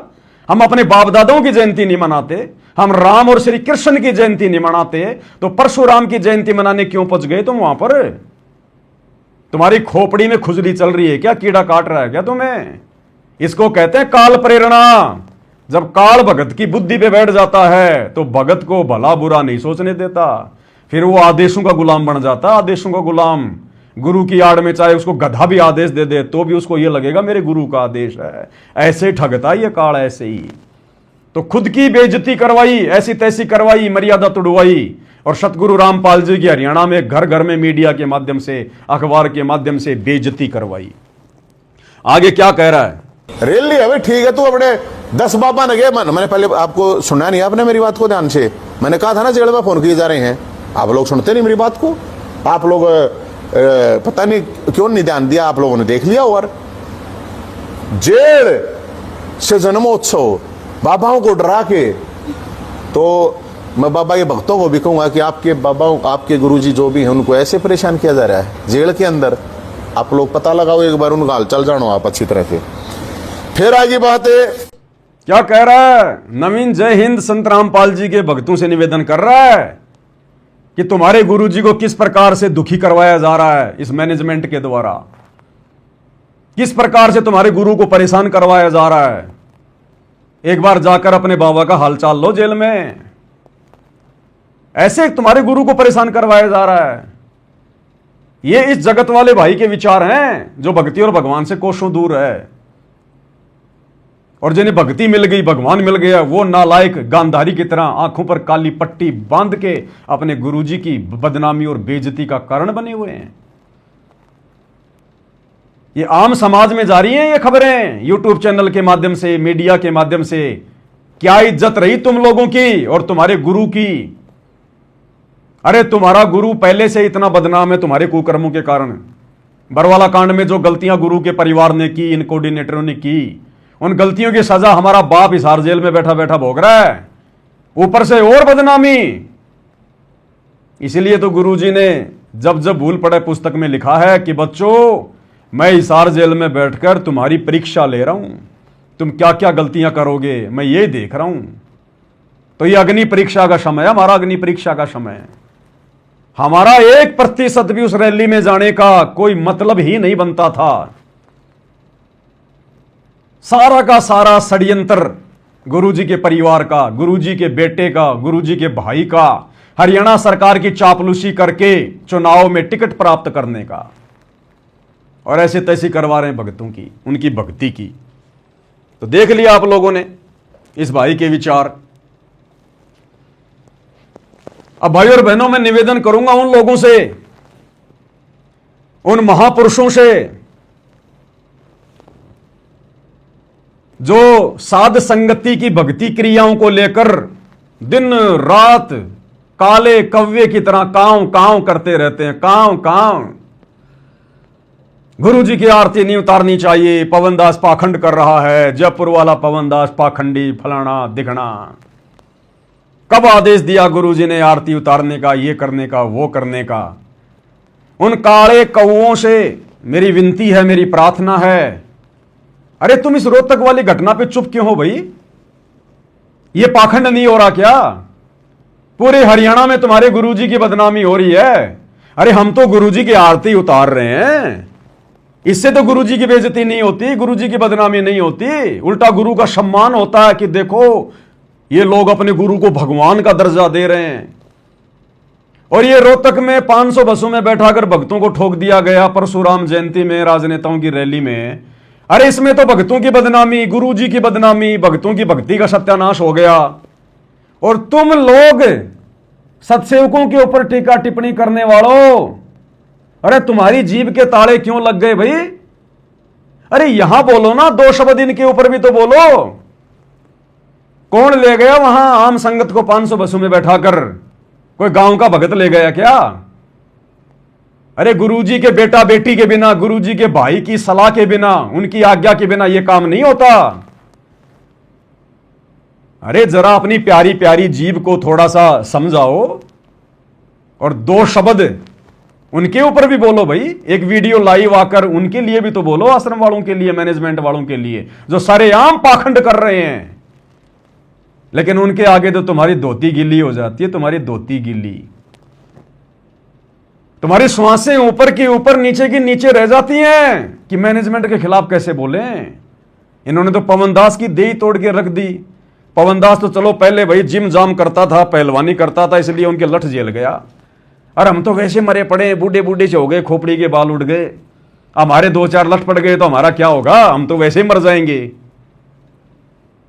थोड़ा घी वा खाओ, थोड़ी कसरत वसरत करो, जिम जाम करो, थोड़ा बहुत 2-4 लठ खाओ मैनेजमेंट के। अरे क्यों जुबान बंद हो गई तुम्हारी? अरे संत रामपाल जी के सतवादी भक्तों, ना घर के ना घाट के, साध संगति से बागी। अरे तुम्हें पता नहीं है क्या इतनी बड़ी घटना हो गई? दास लाइव भी आ चुका है पहले इस घटना पर, उसके बाद भी तुम्हारी हिम्मत नहीं हो रही दो शब्द बोलने की कि भाई ये तो वास्तव में मैनेजमेंट ने गलत किया है। हमारे गुरुजी का तो राजनीति से कोई लेना देना नहीं। परशुराम की जयंती में क्यों ले गए भक्तों को गुरुजी के बेटा बेटी? अरे कुछ तो बोलो, दो शब्द तो बोलो। इतनी बड़ी बेइज्जती हरियाणा में अखबार में तुम्हारे गुरुजी की हो रही है, लेकिन तुम्हारी जीभ पे ताड़ा लग गया, ताड़ा। इसलिए तुम लोग काल प्रेरित हो, काल प्रेरित। काल काल के खिलाफ नहीं बोलता। आश्रम वाले भी काल प्रेरित, उल्टे कर्म, और तुम लोग भी साथ संगति से बागी होकर अपने कर्म ही फोड़ रहे हो। तो काल कभी काल का विरोध नहीं करवाएगा, काल कभी अपनों का विरोध नहीं करवाएगा। तुमने तो साथ संगति के पीछे पड़ना अपने कर्म फोड़ने के लिए। बस गुरुजी की आरती नहीं उतरनी चाहिए, गुरुजी की आरती नहीं उतरनी चाहिए। एक वीडियो देखा, किसी ने भेजा मेरे को, छोटी सी कटिंग। एक कोई दर्शन दास नाम का भगत है, पहले साथ संगति में था, फिर वो बागी हो गया, अब चीखता है, चिल्लाता है। उसने कहा कि आखिर मैनेजमेंट गुरुजी के मिशन को ही तो आगे बढ़ा रहा है। अरे सारा ही मैनेजमेंट थोड़े ना गलत है, कुछ लोग हैं जो गलत हैं, बाकी लोग तो गुरुजी के मिशन को आगे बढ़ा रहे हैं। कितना का आगे बढ़ा दिया भाई? अरे देखो रे जरा, कहां से गया गुरुजी का मिशन, दिखाई नहीं दे रहा। ओहो, हरियाणा में मंत्रियों की रैली में जाके ठोक दिया गुरुजी का मिशन। कहां पहुंचाया मैनेजमेंट ने गुरुजी के मिशन को? परशुराम की जयंती में जाके पहुंचा दिया, मुख्यमंत्री की रैली में रोहतक में पहुंचा दिया गुरुजी के मिशन को। यही तो मिशन है, राजनेताओं के तलवे चाटना, यही तो मिशन है आश्रम वालों का। गंदी राजनीति करना, यही तो मिशन है। काल की गोद में बैठ के भक्तों की मर्यादा तोड़वाना, यही तो मिशन है आश्रम वालों का। आश्रम वाले गुरुजी के मिशन को तो आगे बढ़ा रहे हैं। ये मिशन को आगे बढ़ाना है क्या? ये परशुराम की जयंती मनवाना है क्या मर्यादा? रही मर्यादा? राजनेताओं की रैली में धक्के खाना, ये मिशन है गुरुजी का? शतलोक से चलकर वो परमात्मा इस गंदे लोक में परशुराम की जयंती मनवाने आता है? गंदे राजनेताओं की रैलियों में भीड़ इकट्ठा करवाने के लिए आता है क्या वो परमात्मा? ये मिशन है। आंखें फूट गई तुम्हारी बागी भक्तों। थोड़ी बहुत भक्ति बची थी, उसका भी सत्यानाश कर रहे हो आए दिन, साथ संगति के खिलाफ बोल बोल के। ये लास्ट में पता चलेगा जब तुम्हारी मटकी एकदम से फूटेगी। अभी तुम्हारी काल ने बुद्धि ऑफ कर रखी है। मैनेजमेंट वाले गुरुजी के मिशन को आगे बढ़ा रहे हैं। बढ़ा दिया ना मिशन को आगे। घर घर में आ गई न्यूज कि बाबाओं के दम पर परशुराम की जयंती मुख्यमंत्री ने मनाई है। जेल में गए मिलने बाबा के लड़के, फलाना दिखना मंत्रियों से, बाबाओं को डरा के धमका के ये इज्जत करवाई तुम लोगों ने। वहां जाकर गुरुजी के मिशन को आसमान में पहुंचा दिया तुम लोगों ने। फिर कहते हैं कुछ लोग हैं जो गलत हैं। अरे जो गलत हैं उनके खिलाफ तो बोल के दिखाओ एक शब्द। चलो तुम्हारे अनुसार कुछ लोग ठीक हैं जो गुरुजी के मिशन को आगे बढ़ा रहे हैं, लेकिन जो गलत हैं उनके खिलाफ भी तो बोलो। अब गुरुजी का लड़का, गुरुजी की लड़की, गुरुजी का भाई, इन्होंने तो संगत को भेजा परशुराम की जयंती में बसों में बैठा कर, तो ये गलत हुए कि नहीं हुए? अब बोल के दिखाओ जरा इनके खिलाफ। मत बोल देना दर्शन दास, तू वैसे ही सिंगल हड्डी का आदमी है, 30-35 किलो वजन होगा तेरे में, एक लठ भी नहीं सहन कर पाएगा मैनेजमेंट वालों के। दारा सिंह बनना छोड़ दे भाई, घर बैठ के भक्ति कर ले अपनी। ये लठ भी लठ झेलने वाले झेल सकते हैं जिन पे परमात्मा का आशीर्वाद होता है। तो एक लठ भी नहीं झेल पाएगा, कब्र खोदनी पड़ेगी मैनेजमेंट वालों को वहीं। तो मेरे भाई थोड़ा विचार कर ले। आज से पहले जब तू साथ संगति में था 4-5 साल तक, जब तेरे को मैनेजमेंट गलत दिखाई नहीं देता था, तब तो पवन दास के पास में घुटने से घुटना लगा के बैठा करता था। पवन दास जी बिल्कुल सही कह रहे हैं, बिल्कुल सही कह रहे हैं, इसमें गलत क्या है, मैनेजमेंट गलत है। और जैसे ही काल प्रेरित हुआ, अब वो मैनेजमेंट तेरे को गुरुजी के मिशन को आगे ले जाने वाले दिखाई देने लग गए। अरे ऐसे मिशन आगे जाता है क्या गुरु का? ये गंदी राजनीति करके गुरु के मिशन को आगे ले जाओगे क्या? मर्यादा तोड़ तोड़ कर गुरु के मिशन को आगे ले जाओगे क्या? भाई आप अपने वीडियो में कह रहे हो दर्शन दास जी कि सारे मैनेजमेंट वाले थोड़े गलत हैं। अरे जो गलत हैं उन्होंने तो ये काम करवाया, ये कांड करवाया ना, परशुराम की जयंती में भक्तों को भेजकर। ये अच्छा काम थोड़ी था। तो जो गलत हैं उन्होंने तो किया ना ये। और वो गलत कौन है? सरेआम आ रहा है गुरुजी का बेटा, अब बोल के दिखाओ उसके खिलाफ एक शब्द तू। तो इससे भी ये जाहिर होता है कि तुम लोग काल प्रेरित हो। हाँ, हो सकता है अब मेरे द्वारा इतना जोर देने के बाद हो सकता है तू लाइव आकर थोड़ा बहुत उनके खिलाफ बोल दे, वो बात अलग है। मेरे आज लाइव आने से पहले बोल के दिखाता एक शब्द भी तू उनके ऊपर, तब मानते तेरे को कि तू सच्चाई के लिए खड़ा है। अपने गुरुजी की आरती उतारी जा रही है, उसका विरोध कर रहा है। अरे कौन से नरक में जाओगे प्राणियों? थोड़ी बहुत तो कम से कम कॉमन सेंस का तो प्रयोग करो, वो भी मर गई। अब ये देखो भाई और बहनों, आरती तो गुरु की उतरेगी और वर्तमान में सत्संगों ने शुरू कर दी। आने वाले समय में घर घर में उतरेगी, पूरी दुनिया में उतरेगी। कोई माई का लाल इस परमात्मा के मिशन को रोक नहीं सकता। और ये साध संगति परमात्मा के मिशन का मुख्य हिस्सा है, अहम हिस्सा। अरे इतना तो विचार करो, तुम तो हो ही क्या, तुम लोगों की तो औकात ही क्या है। ये पूरा का पूरा मैनेजमेंट, गुरुजी का बेटा बेटी भाई बंधु रिश्तेदार, इन्होंने एडी से चोटी तक का जोर लगा दिया पवन दास को नीचे बैठाने के लिए, पवन दास को मारने के लिए, सात संगतियों को समाप्त करने के लिए। ये बाढ़ जितना फर्क भी नहीं डाल पाए सात संगतियों में, बाढ़ जितना फर्क भी, क्योंकि हमारे साथ सतगुरु है, गुरुदेव भगवान का आशीर्वाद है। ये उनका मिशन है, पवन दास का मिशन नहीं है। पवन दास तो सेवादार है, एक नौकर है, एक मजदूर है भगवान का इस मिशन में, जैसे मेरे अन्य सत्सेवक भाई बहन अपनी सेवा दे रहे हैं। तो कम से कम इतना तो विचार कर ले। बड़े बड़े मगरमच्छ आ गए लेकिन मछली का बाल बाका नहीं कर पाए, तो अब भाई तुम जैसे कौवे क्या उखाड़ लेंगे?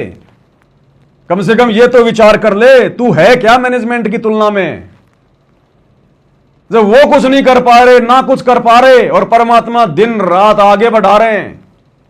और अब तो संगत ज्यादा से ज्यादा जुड़ती जा रही है सात संगतियों में। ठीक का समय आ गया भाई, लोगों को भगवान चाहिए, बकवाद नहीं चाहिए। स्प्रिंग को एक हद तक दबाया जा सकता है, लेकिन जिस दिन छोड़ोगे उतनी गति से ऊपर उठेगी। तो अब वो समय आ गया। संगत को बहुत दबा लिया 10 साल से, बहुत संगत को अंधेरे में रखा, पाखंड में रखा, झूठ में रखा। कब तक रखोगे भाई?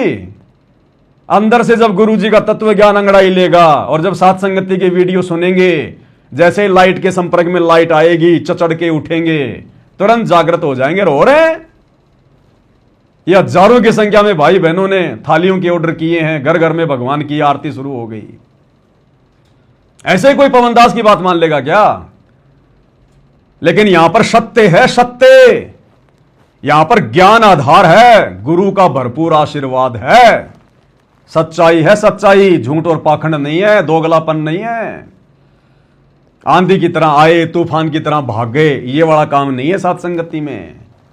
कबीर का मार्ग कठिन है, नहीं कायर का काम, इस पर चले कोई सूरमा या आठों पहर संग्राम। अभी भी समय है।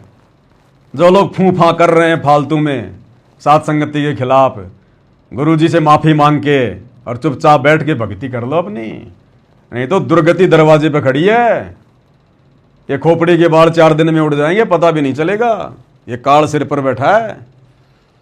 तो भाई और बहनों, आप लोगों के विश्वास के लिए, क्योंकि पाखंडी तो अपने पाखंड को फैलाएंगे, काल और दयाल इन दोनों के बीच में लड़ाई छिड़ी हुई है, ज्ञान और अज्ञान की। अब काल तो हर प्रकार से यत्न करता है, साम दाम दंड भेद घटिया नीति, जो भी उसके सामने पैतरा आ जाए उसी को अपना लेगा। वो उसको टेंशन हो गई, चिंता हो गई कि भाई जोगजीत ने जो कहा था वो बिल्कुल सत्य हो गया, अब तो ये आत्माएं लेके जाएगा। तब काल सामने तो आता नहीं है, सामने तो प्रकट होता नहीं है, क्योंकि उसका चेहरा बहुत भूंडा है, विकराल है, बुरा है, उसको खुद को शर्म आती है। इसलिए उसने प्रतिज्ञा कर ली कि मैं अपने वास्तविक रूप में किसी को दर्शन नहीं दूंगा, ना किसी के सामने प्रकट होऊंगा। अब वो क्या करेगा? इन जैसे बागी लोगों के घट में बैठकर, क्योंकि मर्यादा इनकी है नहीं, गुरु को भगवान ये मानते नहीं, और गुरु के परिवार वाले ये गुरु को मानुष मानते हैं, सारे काम उल्टे करते हैं। मर्यादा इनकी पहले नहीं थी, मर्यादा तो इनकी गुरु जी के समय से ही छिन्न भिन्न थी। तो काल इनके घट में बैठा हुआ था, बरवाला कांड करवा दिया। और बरवाला कांड से भी बड़े बड़े कुक्रम संगत की मर्यादा तुड़वाने के लिए बरवाला कांड के बाद लगातार ये लोग करते आ रहे हैं। तो काल कुप्रेरणा करके इन लोगों के माध्यम से अपना काम कर रहा है और परमात्मा सत्सेवकों के माध्यम से सत्प्रेरणा करके ये हजारों की संख्या में परमेश्वर ने 4-4, 5-5 घंटे के वीडियो बनवा दिए। अपनी पुस्तकों के ऊपर परमात्मा ने वीडियो बना दिए। पवन दास की औकात है क्या वीडियो बना देगा? और भी होंगे संगत में लाखों भाई बहन, किसी ने बनाया है क्या आज तक? सबके हाथ में पुस्तक हैं, सबने ज्ञान गुरु जी को बराबर दिया है। पवन दास तो 2013 में जुड़ा है, मेरे से 10-10 साल 15-15 साल पहले के लोग जुड़े हुए हैं। एक शब्द भी नहीं निकाल पा रहे गुरु जी के ज्ञान के ऊपर। ज्ञान आधार से बकवास चाहे 4-4 घंटे की कर लो, वो बात अलग है। तो ये गुरु जी की मेहर है, ये गुरु जी का आशीर्वाद है। मैं भी उन्हीं भक्तों में एक भगत हूं, 2 कोटि का जी हूं। मेरी अपनी कोई औकात नहीं है। ये सारे शब्द गुरुदेव भगवान के होते हैं। मालिक जिसको खड़ा करता है, जिसको निमित्त बनाता है, शब्द शक्ति देता है, उसको सद्बुद्धि देता है, उसका मार्गदर्शन करता है परमात्मा, पल पल उसके साथ में रहता है। तभी तो 12 साल से ये पवन दास 2 कोटि का प्राणी, जिसके ना कोई आगे ना कोई पीछे, ना कोई ऊपर ना कोई नीचे, और ये चट्टान की तरह इस मैनेजमेंट के सामने खड़ा हुआ है। हिला तक नहीं पाया ये मैनेजमेंट। तो ये पवन दास की औकात है क्या? ये गुरुदेव भगवान खड़े हैं पीछे आगे, उनके आशीर्वाद से सब कुछ हो रहा है ये। तो भाई आप लोग कितना जोर कर लो, कितना कुछ कर लो, तुम जितना भगतों को भ्रमित करने का प्रयास करोगे, और भगत वैसे भ्रमित होने वाले नहीं है। अब भगत भाई परमात्मा ने जिनको अध्यात्म की ऊंचाइयों पर पहुंचाना था उनको पहुंचा दिया है। वो बात उन लोगों को समझ में आ गई है जो बात परमात्मा समझाना चाहते थे, जो बातें 4 युग से आत्माओं के समझ में नहीं आ रही थी। अब वो बातें उन युगों युगों के मालूम को समझ में आ गई।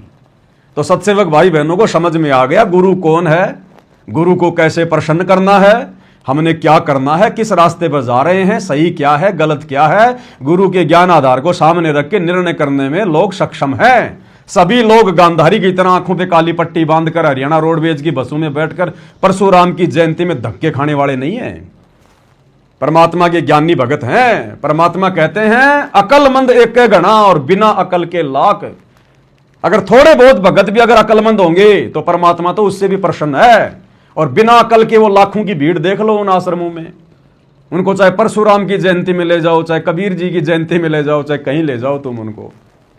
तो भाइयों और बहनों, ये काल प्रेरित लोग, कुछ मैनेजमेंट वाले, कुछ जो साध संगति से बागी होकर अपने कर्म फोड़ रहे हैं, ये जितना ज्यादा कुप्रयास करेंगे काल प्रेरणा से, परमात्मा उतना ही दृढ़ विश्वास, अटल विश्वास अपने बच्चों का बनवाएंगे सबूतों के साथ।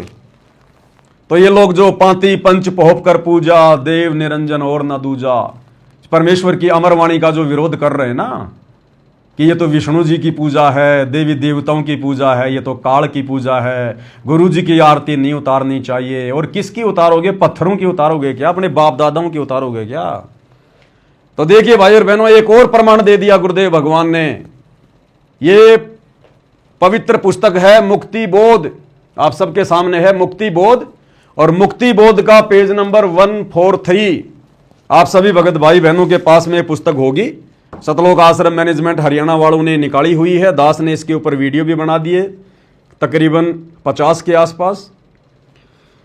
तो इस मुक्ति बोध पुस्तक का पेज नंबर 143 है, और नेकी और सम्मन की कथा है। नेकी और सम्मन की कथा 650 साल पहले कबीर परमात्मा गुरु बनकर आए हुए थे, और किसी को नहीं कहते थे मैं भगवान हूं, मैं परमात्मा हूं, जैसे आज नहीं कह रहे किसी को भी। सबको ये कह रहे हैं मैं तो कबीर जी का भेजा हुआ दास हूं, उनका कुत्ता हूं, उनका गुलाम हूं, और बच्चों मुझे तो परमात्मा ने तुम्हारे लिए भेजा है। 650 साल पहले भी परमात्मा यही कहा करते थे स्वयं, लेकिन अपने आप को छुपाते हुए, गुरु की भूमिका करते हुए यही कहा करते थे। धर्मदास के आगे अपने आप को कितना छुपाया, हर किसी के सामने अपने आप को छुपाया। ऐसे ही परमात्मा नेकी सम्मन और सेवु के सामने अपने आप को छुपा रहे थे, और उनके गुरु बने हुए थे। और जब परमात्मा उनके घर पर गए उनकी परीक्षा के लिए, और जब परमेश्वर ने सारी प्रक्रिया को अंजाम दे दिया, सम्मन ने अपने बेटे की गर्दन भी काट दी, सुबह नेकी ने भोजन भंडारा भी तैयार कर दिया, सबने फिर भोजन भंडारा भी किया, परमात्मा ने सेव की कटी हुई गर्दन भी धड़ से जोड़ दी। उसके बाद की कुछ वाणियां हैं, और इन वाणियों में क्या कहा जा रहा है? नेकी कह रही है अपने पति से, गरीब बोहूं उतारूं आरता, गरीब बोहूं उतारूं आरता।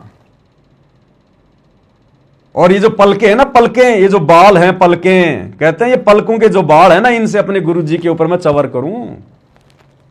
इतने प्यारे हैं हमारे गुरुजी, हमारे परमात्मा। गुरु इतना प्रिय होता है, इतना पूजनीय, इतना आदरणीय होता है। और नेकी संबंध से कह रही है कि अपने गुरुजी पे तो अपनी जान भी वार दे तो भी थोड़ा है। हम क्या कुछ ना कर दें अपने गुरुजी के लिए, उनको प्रसन्न करने के लिए। तो क्या कह रही है नेकी? ध्यान से पढ़िएगा, मुक्ति बोध पेज नंबर 143। और ये देखिएगा भाई और बहनों, गरीब बोहूं करी हूं आरता, पलकों चोर डुराए, सम्मन से नेकी कहे दो अपना शीस चढ़ाए। क्या कह रही है बहन नेकी अपने पति से? अपने गुरुजी के सम्मान के लिए, उनकी पूजा के लिए, उनको प्रसन्न करने के लिए। गरीबदास जी कह रहे हैं, गरीब बोहूं करी हूं आरती, अपने हाथों से अपने गुरुजी की आरती उतारूं, अपने गुरुजी का आरता करूं। बोहूं करी हूं आरता, आ गई ना, आरता उतारा जाता ना, आरती आरता। बोहूं उतारूं आरता, पलकों चौवर डुराए, और अपनी पलकों के बालों का मैं चवर बना के अपने गुरुजी के ऊपर डुराऊं। अरे नालायको, वर्तमान में तो हमने इतनी मेहनत करने की भी जरूरत नहीं है। अरे उस समय तो बहुत ज्यादा गरीब परिवार था बेचारा, खाने के भी दाने नहीं थे, वो चवर कहां से लाता, थाली कहां से लाता। और उस समय मोक्ष का प्राइम टाइम भी नहीं था, परमात्मा ने पूरा ज्ञान भी नहीं दिया था, पूरा भक्ति समाधान भी नहीं दिया था। फिर भी वो आत्माएं कह रही हैं कि बोहों करी हूं आरती, मैं अपने हाथों से अपने भगवान की आरती उतारूं, अपने गुरु की आरती उतारूं, उनका आरता करूं। बोहों करी हूं आरता, और पलकों चवर डुराए, चोर यानी चवर, और पलकों से, पलकों के बाल उखाड़ उखाड़ के अपने गुरुजी के ऊपर मैं चवर करूं। मेरे गुरु इतने पूजनीय हैं, मेरे लिए इतने परमादरणीय हैं। अरे आज तो गुरुजी ने तुम्हारे लिए चवर की व्यवस्था करवा दी, चवर की व्यवस्था। आज गुरुजी ने तुम्हारे लिए थाल की व्यवस्था करवा दी, थाल की, दीपक की, घी की। उस समय तो बेचारे इतने गरीब थे, सेव सम्मन, घर में रोटी चौपड़ने को भी घी नहीं था। और आज परमात्मा ने सबको इतना शिक्षित कर दिया, सबको ऐसा काम धंधा दे दिया। आज तो परमात्मा घर घर में दास को प्रेरणा करके, सत्सेवक भाई बहनों को सेवा में लगा के, और घर घर में तुम्हारे पास में घर बैठे और 5 दीपक वाली आरती अपने गुरुजी का आरता उतारने के लिए भिजवा रहे हैं, चंवर भिजवा रहे हैं, अन्य सामग्रियां भिजवा रहे हैं। और फिर भी तुम्हारे खुजली हो रही है कि गुरुजी की आरती नहीं करनी चाहिए, गुरुजी की आरती नहीं करनी चाहिए। ये देखो गुरुजी की आरती की जाती है, चंवर ना मिले तो आंखों के बाल पाड़ पाड़ के गुरुजी का, आंखों के बाल पाड़ने का मतलब है, मतलब इतना प्रिय हमें अपना गुरु है। अगर कभी ऐसी नौबत आ गई तो शरीर का रक्त भी गुरुजी के लिए टपका टपका बहा देंगे उनकी सेवा में। इतना प्रिय गुरु, इतना पूजनीय गुरु, उनके सम्मान में ये बातें कही जा रही हैं। आज तुम्हें आंखों के, ये पलकों के बाल उखाड़ने की जरूरत नहीं है, भगवान ने चंवर बनवा दिए, चंवर।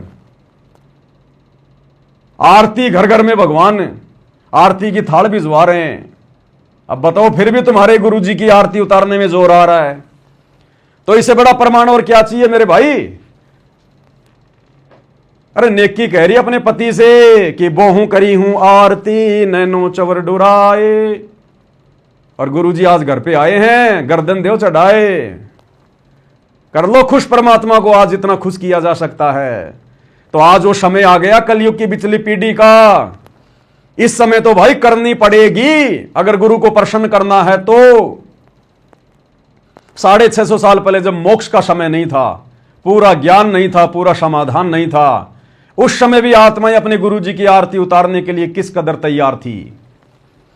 गरीबों करी हूं आरता, पलकों चोर डुराए, सम्मन से नेकी कहे दो अपना शीस चढ़ाए। अब बताओ और क्या प्रमाण चाहिए भाई। गुरुजी की आरती नहीं करनी चाहिए, गधों की आरती करोगे, पत्थरों की आरती करोगे, अपने बाप दादाओं की आरती उतारोगे, अब गुरुजी की नहीं उतारोगे तो अब भी तुम्हारे समझ में नहीं आ रही है ये गुरु कौन है। अब भी मानुष मानकर अपना जीवन बर्बादी की ओर लेके जा रहे हो। भैया पवन दास से राग द्वेष करने से टट्टू भी हाथ नहीं लगेगा, टट्टू भी, क्योंकि पवन दास किसी के साथ राग द्वेष नहीं करता। मैं जो बोलता हूं ना सच बोलता हूं और मुंह पे बोलता हूं, ठोक के बोलता हूं। सामने वाले को लगता है कि ये तो भैया अपनी भड़ास निकाल रहा है। भैया परमात्मा ने पाठ पढ़ा दिया, दास परमात्मा की वाणियों पे चलता है। कबीर खड़ा बाजार में ना काहू से बैर, ना काहू से दोस्ती, ना काहू से बैर। कबीर खड़ा बाजार में मांगे सबकी खैर। गरीब एक शत्रु एक मित्र है, भूल पड़ी रे प्राण, यम की नगरी जाएगा शब्द हमारा मान। ये पवन दास किसी से राग द्वेष नहीं करता, लेकिन सच को तो सच कहूंगा भाई। अगर कल को गुरुजी का लड़का, गुरुजी की लड़की, गुरुजी का भाई मेरे को रास्ते में मिल जाएं, तो मैं तो भैया अपनी तरफ से झुक के सत्साई भी करूंगा, गले मिलेंगे तो गले भी मिलूंगा। मुझे कोई राग द्वेष नहीं है। वो चाहे मुझे अपना शत्रु समझे, वो उनकी कमजोरी। कल को ये दर्शन दास मुझे कहीं खड़ा दिख गया, मैं तो प्यार से सत्साई बोलूंगा। लेकिन प्यार से सत्साई बोलने का मतलब ये थोड़ी है कि कल को अगर वो कोई गलती करेगा तो मैं चुपचाप रहूंगा, जैसे कि वो दर्शन दास चुपचाप बैठ के और चुपचाप सारा तमाशा देख रहा है। रोहतक में संगत की ऐसी तैसी कर दी गई, परशुराम की जयंती मनवा दी गई और एक शब्द अपने मुंह से नहीं निकाल रहा। तो ये पवन दास ऐसा काम नहीं करता भाई। पवन दास के लिए तो सब बराबर हैं, घर वाले और बाहर वाले। जो परमेश्वर के अध्यात्म में गलती करेगा, भक्ति मार्ग में गलती करेगा, जिस गलती से संगत का नुकसान होना हो, परमेश्वर के मिशन में दिक्कत आनी हो, भाई वहां तो पवन दास ठोक के बोलेगा, चाहे दर्शन दास हो चाहे परशुराम हो। बाकी राग द्वेष हमारा किसी से नहीं है। राग द्वेष करके तो हम पारी नहीं हो पाएंगे। क्या हमें पता नहीं इस बात का? क्या ये गलती हम करेंगे क्या? जैसे हमारे गुरुदेव भगवान हैं, सब उनके बेटा बेटी हैं, लेकिन गुरुजी जब खाल उतारते हैं नकली संतों की तो कितनी भयंकर उतारते हैं। और फिर गुरुजी कह देते हैं कि मैं तो उनका दास हूं, उनका नौकर हूं, मुझे तो छोटा सा व्यक्ति समझकर आ जाओ, मेरे सत्संग सुन लो। और जब खाल उतारने का समय आता है तो गुरुजी ढंग से उतारते हैं कि काल के दूत पाखंडी, समाज का कर दिया बेड़ा गर्ग, नरक में जाके गिरेंगे, गधे कुत्ते बनेंगे अगले जन्म में, परमात्मा के दुश्मन। ये भी गुरुजी बोलते हैं। तो भाई हम तो अपने गुरुजी के पद चिन्हों पे चलते हैं। हमारा किसी से राग द्वेष बैर भाव नहीं है। अगर हम राग द्वेष करके वैर भाव करके अगर ये वीडियो बनाते तो इस पवन दास को परमात्मा इतना लंबा नहीं चलाता, कब का नीचे गिर जाता, कब का। लेकिन भाई हमें पता है, सत्सेवक भाई बहनों को पता है, हमारे गुरुदेव भगवान को पता है, तीसरे को पता हो ना हो हमें कोई लेना देना नहीं है। तो हम प्रथम अपनी भक्ति और मर्यादाओं को बचाते हैं, गुरुदेव के वचनों पे चलते हैं। और जब समय आता है अज्ञान और पाखंड को चोट मारने का, तो भाई ढंग से मारते हैं या थोड़े से गण से मारते हैं। फिर परमात्मा कहते हैं कि भैया कबीर मालिक कहते हैं कि कबीरा निकला शिकार पर लेकर तीर कमान,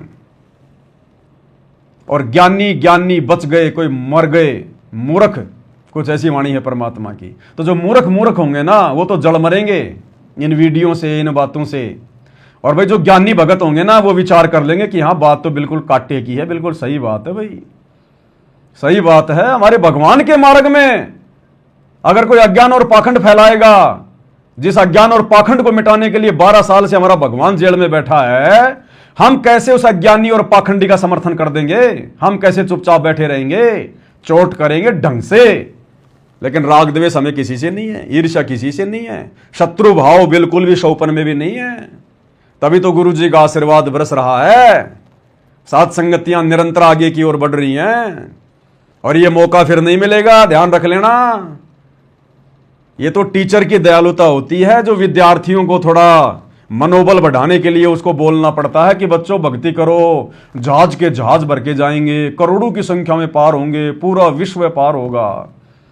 टीचर कमजोर से कमजोर बच्चे को भी ये नहीं कहेगा कि तू फेल हो जाएगा। वो कमजोर से कमजोर बच्चे का भी मनोबल बढ़ाने के लिए यही कहेगा कि बेटा कोशिश कर, ट्यूशन कर और थोड़ा जोर लगा, पास हो जाएगा, कोई दिक्कत नहीं है। जबकि टीचर को पता है कि ये लड़का पास नहीं होगा, लेकिन फिर भी टीचर की जिम्मेदारी बनती है उनका मनोबल बढ़ाए। तो इसी प्रकार जो परमात्मा बार बार सत्संगों में कहते हैं ना कि बच्चों सारे के सारे जहाज में बैठ के चलेंगे, शतलोक चलेंगे, अरबों की संख्या में जाएंगे, जहाज के जहाज भर के जाएंगे, कुछ नहीं जाने वाला। सतगुरु क्या बोलता है, कहां बोलता है, शब्द सैन सतगुरु की पहचान है, पावे अटल सुहाग रे। सत्संगों से ही सारा निष्कर्ष निकलेगा। दर्शनदास जी कह रहे थे अपनी वीडियो में, थोड़ा सा देखा था मैंने, किसी भगत ने भेजा था इसलिए देखना पड़ जाता, बाकी मैं नहीं अपना दिमाग लगाता इन फालतू की चीजों में। कुछ कह रहा था शायद, ऐसी थी कोई सतलोक जाने की बात थी कोई। तो भाई अब आपको गुरुजी का एक वीडियो दिखाता हूं। परमेश्वर ने जो वाणियां बोली है ना, वो झूठी नहीं है, मिथ्या नहीं है। ये वाणियां जो हमारे सिलेबस में परमात्मा ने शामिल की है ना, कि ये संसार विघन की घाटी, कोई निकलेगा बिरला शूर। अगर जहाज के जहाज ही भर के जाने होते, करोड़ों की संख्या में भगत सतलोक जाने होते, तो फिर परमात्मा इन वाणियों को वर्तमान कलयुग की बिचली पीढ़ी में भक्ति सिलेबस से बाहर निकाल देता। ये वाणी शामिल करने की जरूरत नहीं थी कि ये संसार विघन की घाटी, कोई निकलेगा बिरला सूर। बिरला क्यों जाएगा भाई? जब गुरुजी कह रहे पूरा विश्व पार होगा तो सारे ना बिरले हो गए, करोड़ों की संख्या में जाएंगे, जहाज के जहाज भर के जाएंगे। तो परमात्मा का जहाज तो इतना बड़ा है, चाहे कितने बैठा दो, पूरी पृथ्वी आ जाएगी, किस ब्रह्मांड आ जाए उसके जहाज में। तो फिर ये क्यों कह रहे हैं गुरुजी ये संसार विघन की घाटी, कोई निकलेगा बिरला सूर? ये नहीं कहना चाहिए। फिर ये संकेत है गुरु के, समझदारी समझते हैं। फिर परमात्मा कहते हैं दास गरीब कह नरलोई, सतगुरु को चिन्ह बिरला कोई। कि जब सतगुरु धरती पर आएगा, वो कबीर भगवान गुरु बनके जैसे वर्तमान में आए हुए हैं, कहते हैं उसको कोई बिरला ही पहचान पाएगा। इसलिए मालिक कहते हैं ये संसार विघन की घाटी, कोई निकलेगा बिरला शूर। और वो बिरले परमात्मा ने सात संगति में रख दिए छांट के। अब उन बिरलों की भी परीक्षा चल रही है, हाई लेवल की परीक्षा। ये सात संगति की बातें समझना, सात संगति की बातों को हजम करना, ये अरे गहरे नत्थु बैरों के बस की बात नहीं है। इसलिए तो सात संगति से जुड़कर भी नहीं टिक पाते, नियम मर्यादाओं में नहीं रह पाते, और अंत में सात संगतियों से उनको भागना पड़ता है कोई न कोई बहाना बना के। क्योंकि ये ट्रेनिंग सेंटर है, ट्रेनिंग सेंटर। इसी सात संगति में वही टिकेगा जो सूरमा होगा, जिसने इसी जन्म में सतलोक जाना होगा। तो गरीबदास जी कह रहे हैं ये दास गरीब कह नरलोई, और साहिब चीन बिरला कोई। सतगुरु को चीन यानी पहचान बिरला कोई। खोकापुर में काग मिले दिन दोई रे, अरबों में कोई हंस हमारा होई रे। क्यों भाई? पूरा विश्व पार होगा ना, फिर अरबों में परमात्मा कहते हैं कोई कोई हमारा अंश होगा। भाई और बहनों, सत्संग से ही हर प्रकार की शंकाओं का समाधान होता है। अब आपको यकीन दिलाते हैं गुरुदेव के सत्संग से कि हां, सतलोक में इक्की दुक्की आत्मा ही जा पाती हैं। इक्की दुक्की का मतलब बहुत कम आत्माएं, कलयुग की पिछली पीढ़ी में बहुत कम आत्माएं, बहुत कम आत्माओं का नसीब होता है जो अपने गुरु के साथ उनके जहाज में बैठ के जा पाती हैं सतलोक में। गुरु जी का सत्संग क्लियर करेगा। ये सत्संग है पूज्य गुरुदेव भगवान का। इसमें गुरुदेव भगवान आदरणीय गरीबदास जी का जिक्र कर रहे हैं कि कैसे कबीर परमात्मा गरीबदास जी को मिले, फिर उनको सतलोक लेकर गए, सारे ब्रह्मांड दिखाए। और जब गरीबदास जी सतलोक की आत्माओं के साथ में खेलने कूदने लगे, उनसे मिलने लगे, तो सतलोक वाली आत्माओं ने, सतलोक के हंसों ने क्या कहा? ध्यान से सुनना। सतलोक के हंस कहने लगे कि भाई ये परमात्मा हर बार जाता है, लेकिन इसकी कोई सुनता ही नहीं। पहले सत्संग सुन लो परमात्मा को, फिर आपको निष्कर्ष निकाल के बताएंगे क्या कह रहे हैं गुरुदेव। गरीबदास जी अचरज में गिर गए और कहा कि भगवान सचमुच आप ही परमात्मा हो। मैं कहा बेटा मैं ही परमात्मा हूं, सो सच्चीदर मैं करूं अपने जन के काज। जब गरीबदास जी से परमात्मा मिले, नीचे आए जिंदा बाबा के रूप में, तो ये नहीं कहा कि मैं भगवान हूं, मैं परमात्मा हूं। और जब उन गवालों ने पूछा कि बाबा आप कौन से गांव से आए हो, कहां से आए हो, वहां भी जिंदा बाबा के रूप में कबीर परमात्मा ने अपने आप को छुपाया। अन्यथा वहां छुपाने की क्या जरूरत थी? फिर भी गुरु जी ने अपने आप को छुपाया वहां पर। जब छुड़ाने गए थे गरीबदास जी के पास, कवारी गाय का दूध पिया था, और क्या कहा जब गांव वालों ने पूछा, ग्वालों ने, कि बाबा आप कहां से आए हो, आपका गांव कहां है? तो परमेश्वर ने कहा, 16 शंख पर हमारा तकिया, हम गगन मंडल के जिंदा, और हुक्म हिसाबी हम चल आए, काटन यम का फंदा। हुक्म हिसाबी यानी उस परमात्मा के हुक्म से मैं इस पृथ्वी पर आया हूं, जबकि आए खुद ही परमात्मा थे। फिर भी क्या कह रहे हैं कि मैं तो परमात्मा के आदेश से, उनके हुक्म से आया हूं। हुक्म हिसाबी हम चलाए, काटन यम का फंदा। स्वयं भगवान होते हुए अपने आप को कह रहे मैं तो भगवान के हुक्म से आया हूं। और वही बात आज कह रहे हैं गुरुजी कि मेरे को तो परमात्मा ने भेजा है, स्वयं परमात्मा होते हुए। तो गरीबदास जी तो उनको परमात्मा का भेजा हुआ मान रहे थे, लेकिन जब सतलोक में लेकर गए और वहां जब देखा कि सिंहासन पर एक भगवान बैठा है, परमात्मा बैठा है, और नीचे से गया हुआ जिंदा बाबा अपने दूसरे रूप के ऊपर चवर करने लगा, तो गरीबदास जी को पक्का हो गया कि ये जो बाबा जो मेरे साथ आया ना, जो मुझे लेके आया है जिंदा बाबा, ये यहां का नौकर ही है। जो कह रहा था ना हुक्म हिसाबी हम चलाए, तो ये तो वास्तव में यहां का नौकर ही है। भगवान तो ये बैठा सामने, जिसके ऊपर ये जिंदा बाबा भी चवर कर रहा है। इतने में वो परमात्मा जिसको गरीबदास जी भगवान समझ रहे थे, वो खड़ा हुआ, और वो जिंदा बाबा जो नीचे से गया था, जिसको गरीबदास जी नौकर समझ रहे थे भगवान का, वो सिंहासन पर बैठ गया, परमात्मा वाले सिंहासन पर। और वो पहले वाला जो भगवान समझ रहा था गरीबदास जी, वो चवर करने लगा जिंदा बाबा पे। तो गरीबदास जी तो बिल्कुल ऐसे हो गए कि यार ये क्या हुआ, अरे ये भगवान अपने नौकर पे चवर क्यों कर रहा है? इतना सोच ही रहे थे कि वो पहले से सिंहासन पर बैठा हुआ परमात्मा जो बाद में चवर कर रहा था, नीचे से गए हुए जिंदा बाबा रूप में उस कबीर परमात्मा में समा गया।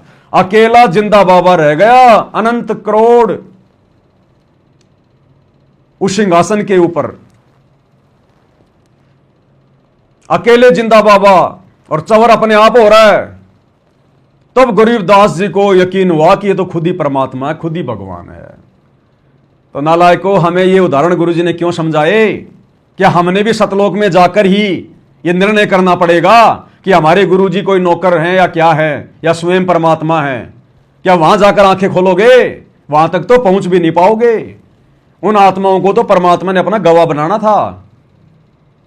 आप और हम तो त्रिकुटी पर भी नहीं पहुंच पाएंगे अगर अपने गुरु को परमात्मा मान के अगर इसी प्रकार से उनकी बदनामी करवाते रहे तो, इन रैलियों में धक्के खाते रहे तो गरीबदास जी को पक्का यकीन हो गया कि ये जिंदा बाबा ही भगवान है। फिर परमात्मा ने सतलोक में घुमाया उनको। फिर गरीबदास जी सतलोक की आत्माओं के साथ में घूमने लगे।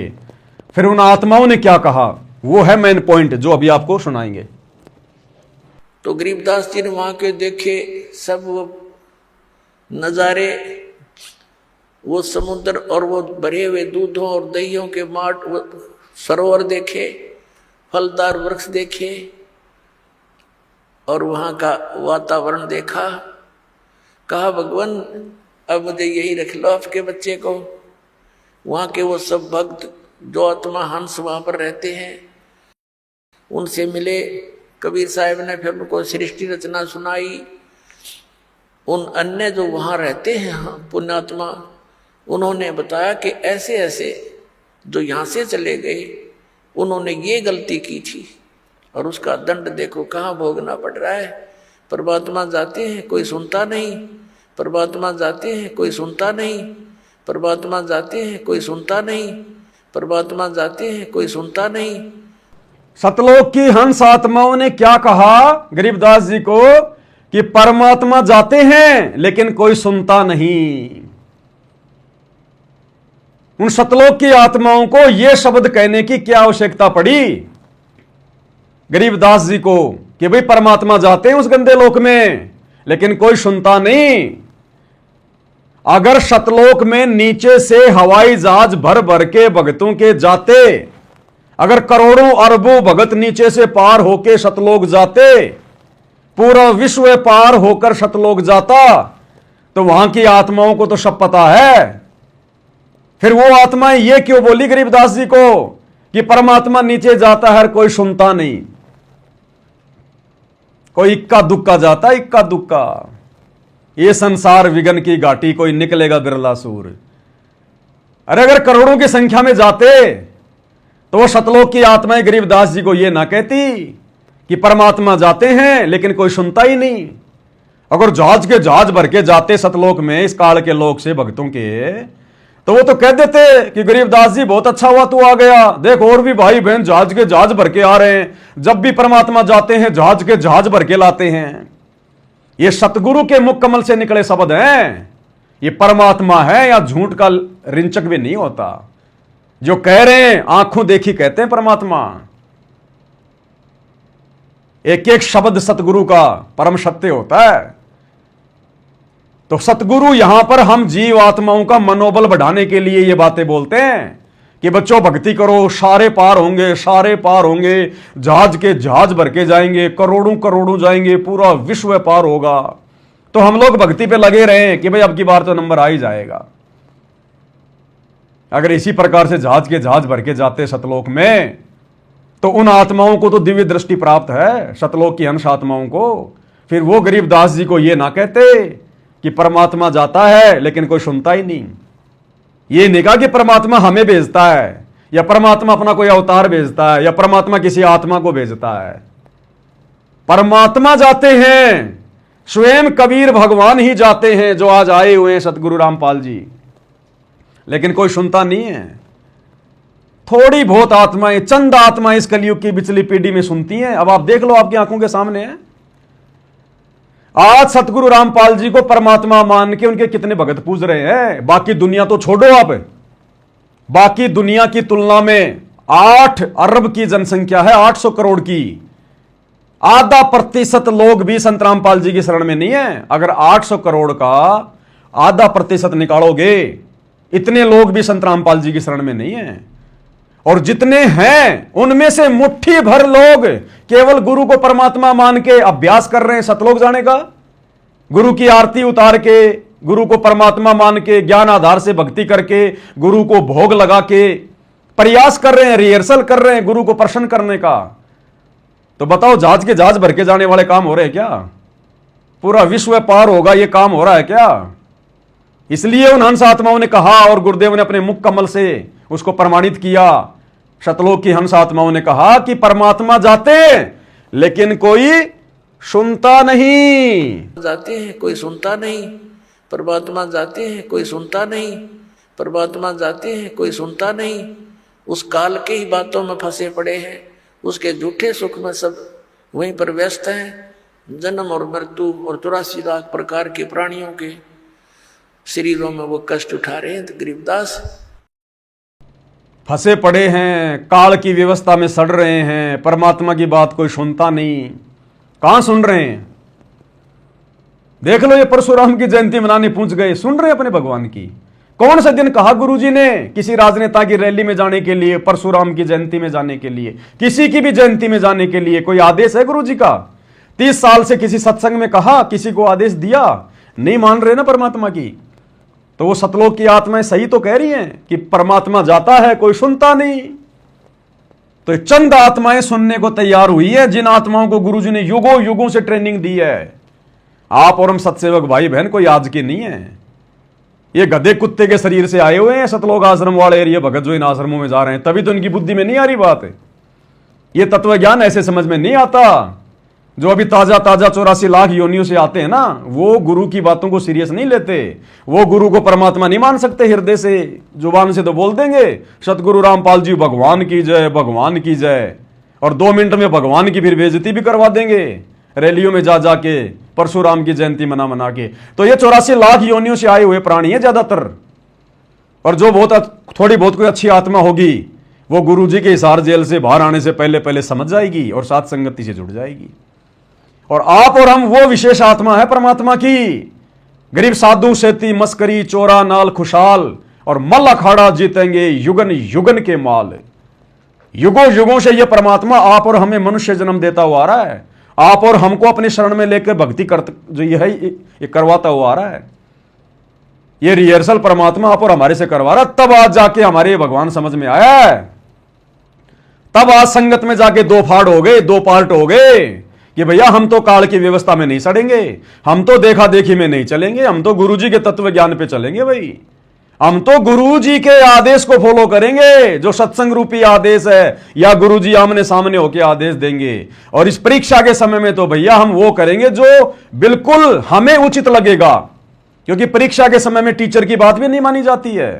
ना ना ना ना ना, अरे परीक्षा के समय में विद्यार्थी को छूट होती है, वो बाध्य नहीं होता अपने गुरु की बात मानने के लिए।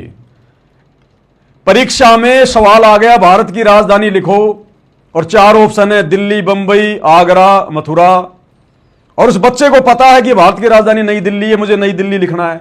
और वही टीचर जो उसको साल भर से पढ़ा रहा है, और वो टीचर कहे कि बेटा भारत की राजधानी लिख दे आगरा। अब मुझे ये बता दो, वो बच्चा आगरा लिखेगा क्या, जिसने साल भर ये पढ़ा कि भारत की राजधानी नई दिल्ली? उस टीचर के कहने से भी वो परीक्षा में आगरा नहीं लिखेगा, उसको पता कि फेल हो जाऊंगा। परीक्षा के समय में टीचर की बातें मानने के लिए मैं बाध्य नहीं हूं। तो ये 2014 बरवाला कांड से लेकर जब तक गुरुजी हिसार जेल से बाहर नहीं आते, तब तक हम भक्तों की परीक्षा का समय है। अब इस परीक्षा के समय में गुरुजी चाहे हम कितने उल्टे सीधे आदेश क्यों ना दें, किसी के माध्यम से भी क्यों ना दें, हमने केवल उन्हीं आदेशों को फॉलो करना है जो आदेश गुरुजी ने हमें पढ़ाई पढ़ाते समय दिए थे, हमें सत्संगों में दिए, नित्य नियम में दिए। यह है मेन पॉइंट। हम बाध्य नहीं है वर्तमान में गुरुजी के किसी भी आदेश को मानने के लिए, फॉलो करने के लिए। परमात्मा ने तत्व ज्ञान दे दिया, मनुष्य शरीर है, बुद्धि विवेक दे दिया, और ऊपर से खुद गुरुजी कह रहे हैं बार बार, बच्चों तुम्हारी अग्नि परीक्षा चल रही है। तो ये परीक्षा का समय है ना हमारा, तो परीक्षा के समय में हम गुरु के उन आदेशों को भी मानने के लिए बाध्य नहीं है जो आदेश गुरुजी के ही ज्ञान के खिलाफ हों। अब देख लो ये मूर्खों की भीड़, इनको तो गुरु आदेश भी नहीं दे रहा, गुरु के नाम पे गुरु का परिवार इनको भ्रमित कर रहा है, और ये भ्रमित हुए जा रहे हैं। तो ये जहाज में बैठकर जाने के योग्य है क्या?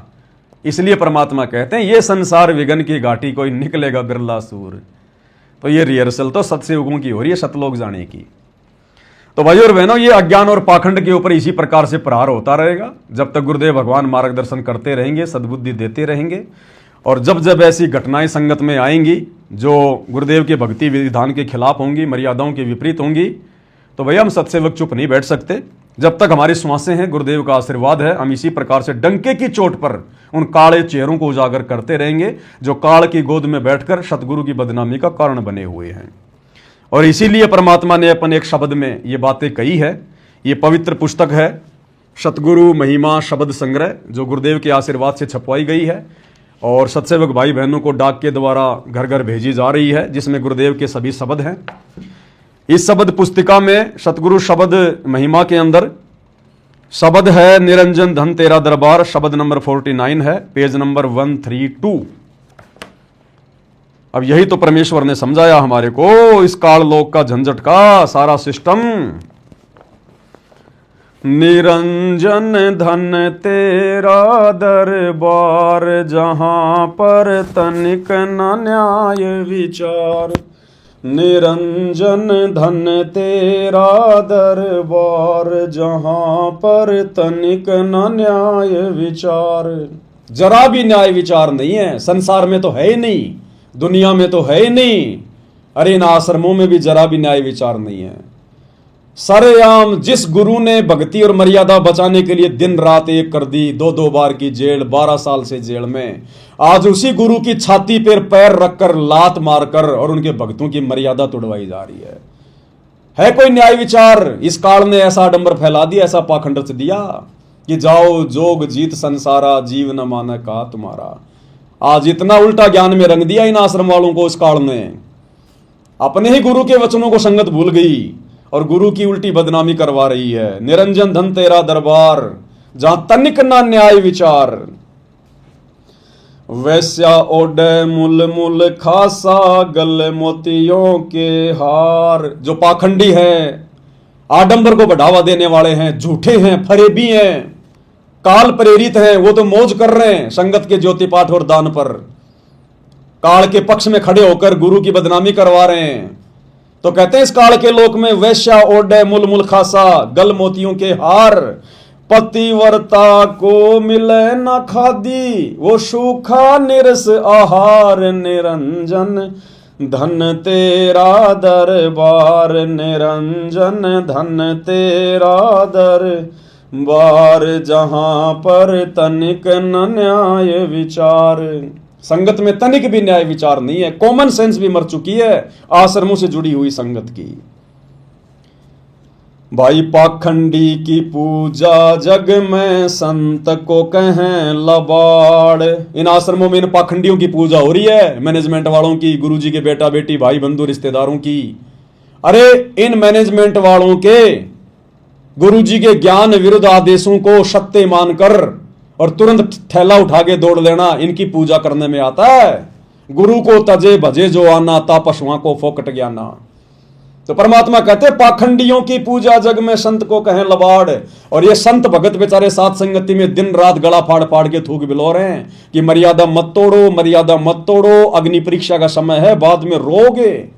तो हमारे को तो पाखंडी कह रहे हैं, गुरुद्रोही कह रहे हैं। भाई बहनों, ये परमात्मा के शब्द हैं, ये देश काल और परिस्थिति के अनुसार हर जगह सेट होते हैं। ये ना सोचना खाली नकली संतों के लिए कहा गुरुजी ने। अरे हम भी तो संत भगत ही हैं, ये आश्रम वाले भी तो संत भगत ही हैं, ढोंग तो भक्ति का कर रहे हैं। तो ये पाखंड करेंगे तो क्या ये शब्द इनके ऊपर फिट नहीं होगा क्या? तो इन पाखंडियों की तो पूजा हो रही है, बढ़िया संगत इनके ऊपर कुर्बान हो रही है, और ये जम के संगत की मर्यादा तुड़वा रहे हैं, काल का भोजन बना रहे हैं। भाई पाखंडी की पूजा जग में संत को कहें लबाड़। अज्ञानी को परम विवेकी, ज्ञानी को मूड गवार, निरंजन धन तेरा दरबार, निरंजन धन तेरा दरबार, जहां पर तनिक न न्याय विचार। इन अज्ञानियों को जो एक छोटी सी टिकट प्राप्त करने के लिए अपनी भक्ति की ऐसी तैसी करने में लगे हुए हैं, गुरुजी के नाम पर कीचड़ उछाल रहे हैं, इनकी तो पूजा हो रही है, इनको तो परम विवेकी परम ज्ञानी। और जो बेचारे दिन रात ज्ञान देने में लगे हुए हैं, ये भक्ति कर लो, मर्यादा बचा लो, गुरु को परमात्मा मान लो, घर को आश्रम बना लो, मरोगे नहीं। उनको कह रहे हैं तो लबाड़ है, लबाड़, मूड गवार। कह कबीर सुनो भाई साधो, या सब उल्टा व्यवहार। कहें कबीर सुनो भाई साधो, या सब उल्टा व्यवहार। साचों को तो झूठा बतावें, इन झूठों का एतबार, निरंजन धन तेरा दरबार, निरंजन धन तेरा। परमात्मा कहते हैं हे ज्योति निरंजन, धन है तेरा 21 ब्रह्मांड, तेरा ये दरबार। तूने ऐसी भांग पिला दी इन लोगों को, मेरे भक्तों को भी नहीं छोड़ा तूने, मेरे भक्तों को भी तूने अनतोली भांग पिला दी। 30 साल से मैंने दिन रात एक कर दी, गला फड़वा लिया, उनके लिए जेल में जाके बैठ गया, लेकिन मेरे से ज्यादा तेरी बातों को महत्व दे रहे हैं। मैंने कहा कि भक्तों का राजनीति से कोई लेन देन नहीं, हमने किसी की जयंती नहीं मनानी है, आंखों पर काली पट्टी बांध के नहीं चलना, देखा देखी में नहीं चलना। कहे कबीर सोई जन मेरा, जो नीर खीर का करे निबेरा। तो परमात्मा सोच रहे हैं कि नालायकों, मेरी तो एक भी बात नहीं मान रही है, मेरे भगत होकर, और काल तेरी सारी बातें मान रहे हैं। एक छोटा सा विधायक बनने के लिए, एक छोटी सी टिकट प्राप्त करने के लिए राजनेताओं के तलवे चाटने में लगे हुए हैं। बताओ भाई और बहनों, ये कैसे त्रिकुटी की परीक्षा में पास होंगे? अरे जब यहां पर ये लोग एक छोटी सी टिकट प्राप्त करने के लिए राजनेताओं के तलवे चाट सकते हैं, तो त्रिकुटी पर अगर काल ने इनको अगर विष्णु का पद देने का लालच दे दिया, ब्रह्मा जी का पद देने का लालच दे दिया, तो ये आगे सरकेंगे क्या? ये तो वही घुटने टेक के बैठ जाएंगे, बस जी हमें तो यही चाहिए था। जो यहां एक छोटी सी टिकट के लिए मर रहे हैं, देख लेना ये चुनाव लड़ेंगे भाई और बहनों। ये नेतागिरी इसीलिए हो रही है, सफेद कपड़े पहन पहन के। ये गौशालाओं में दान देना, धर्मशालाएं बनवाना, जा जाके गरीबों को भोजन बांटना, फालतू में। वो गरीब नहीं है। दास आने वाले समय में आपको वीडियो दिखाएगा, जिस घर में ये भोजन देने गए ना, उस घर में टाइल लगी हुई है, टाइल। बेड पे सोते हैं वो, टीवी देख रहे हैं, उनके रसोई में देखना 20-20 कटोरियों, 20-20 गिलास ऐसे डिजाइन से लगाए हुए हैं। वो भिखारी है, वो गरीब है। वो जबरदस्ती आने वाले समय में वोटों की भीख मांगने के लिए कि जी हमने आपको आटा दिया था, हमें तो वोट दे देना। इसलिए ये लोग अपने सारी मर्यादाओं की धज्जियां उड़ा रही है। भाई और बहनों, ऐसा ही होता है जब ये परमात्मा इस लोक में आता है, ऐसा ही होता है। इसलिए तो रोते हैं गुरुजी सत्संगों में। ये परम संत इसीलिए तो सत्संगों में रोता है यही सोच सोच के कि देखो इन गधों को अपना हित भी नहीं सूझ रहा, इनको अपना आत्म कल्याण भी दिखाई नहीं दे रहा। गधे कुत्ते बनना मंजूर, लेकिन काल की व्यवस्था से बाहर नहीं निकलेंगे। ऐसा ही होता भाई और बहनों, काल प्रेरणा ऐसी होती है भाई। जो गुरु वचन पर डट गए कट गए फंद 84 के। तो भाई गुरु वचन पर तो केवल सत्सेवक भाई बहन टिके हुए हैं, और भाई जब तक श्वास है टिके रहेंगे। गुरु का आशीर्वाद है तो टिके रहेंगे। गुरु के आशीर्वाद बिना, उनकी पावर बिना, उनकी रजा बिना हमारी भी औकात नहीं कि हम भी टिक सकें। इसलिए गुरु को प्रसन्न करना, गुरु का आशीर्वाद प्राप्त करना, गुरु की विशेष मेहर प्राप्त करना अति आवश्यक है। यह अग्नि परीक्षा का समय है। एक छोटी सी गलती बने बनाए खेल को बिगाड़ देगी।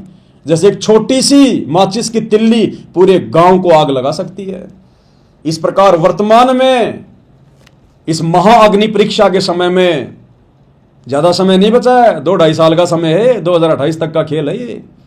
जब तक गुरुजी जेल से बाहर नहीं आते हैं तब तक हमारी अग्नि परीक्षा है। और ये काल भाई साहब हर प्रकार से परेशान करेगा, ये दबाव भी डालेगा, डराएगा, धमकाएगा, मर्यादा तोड़वाएगा, मन में सौ शंकाएं पैदा करवाएगा।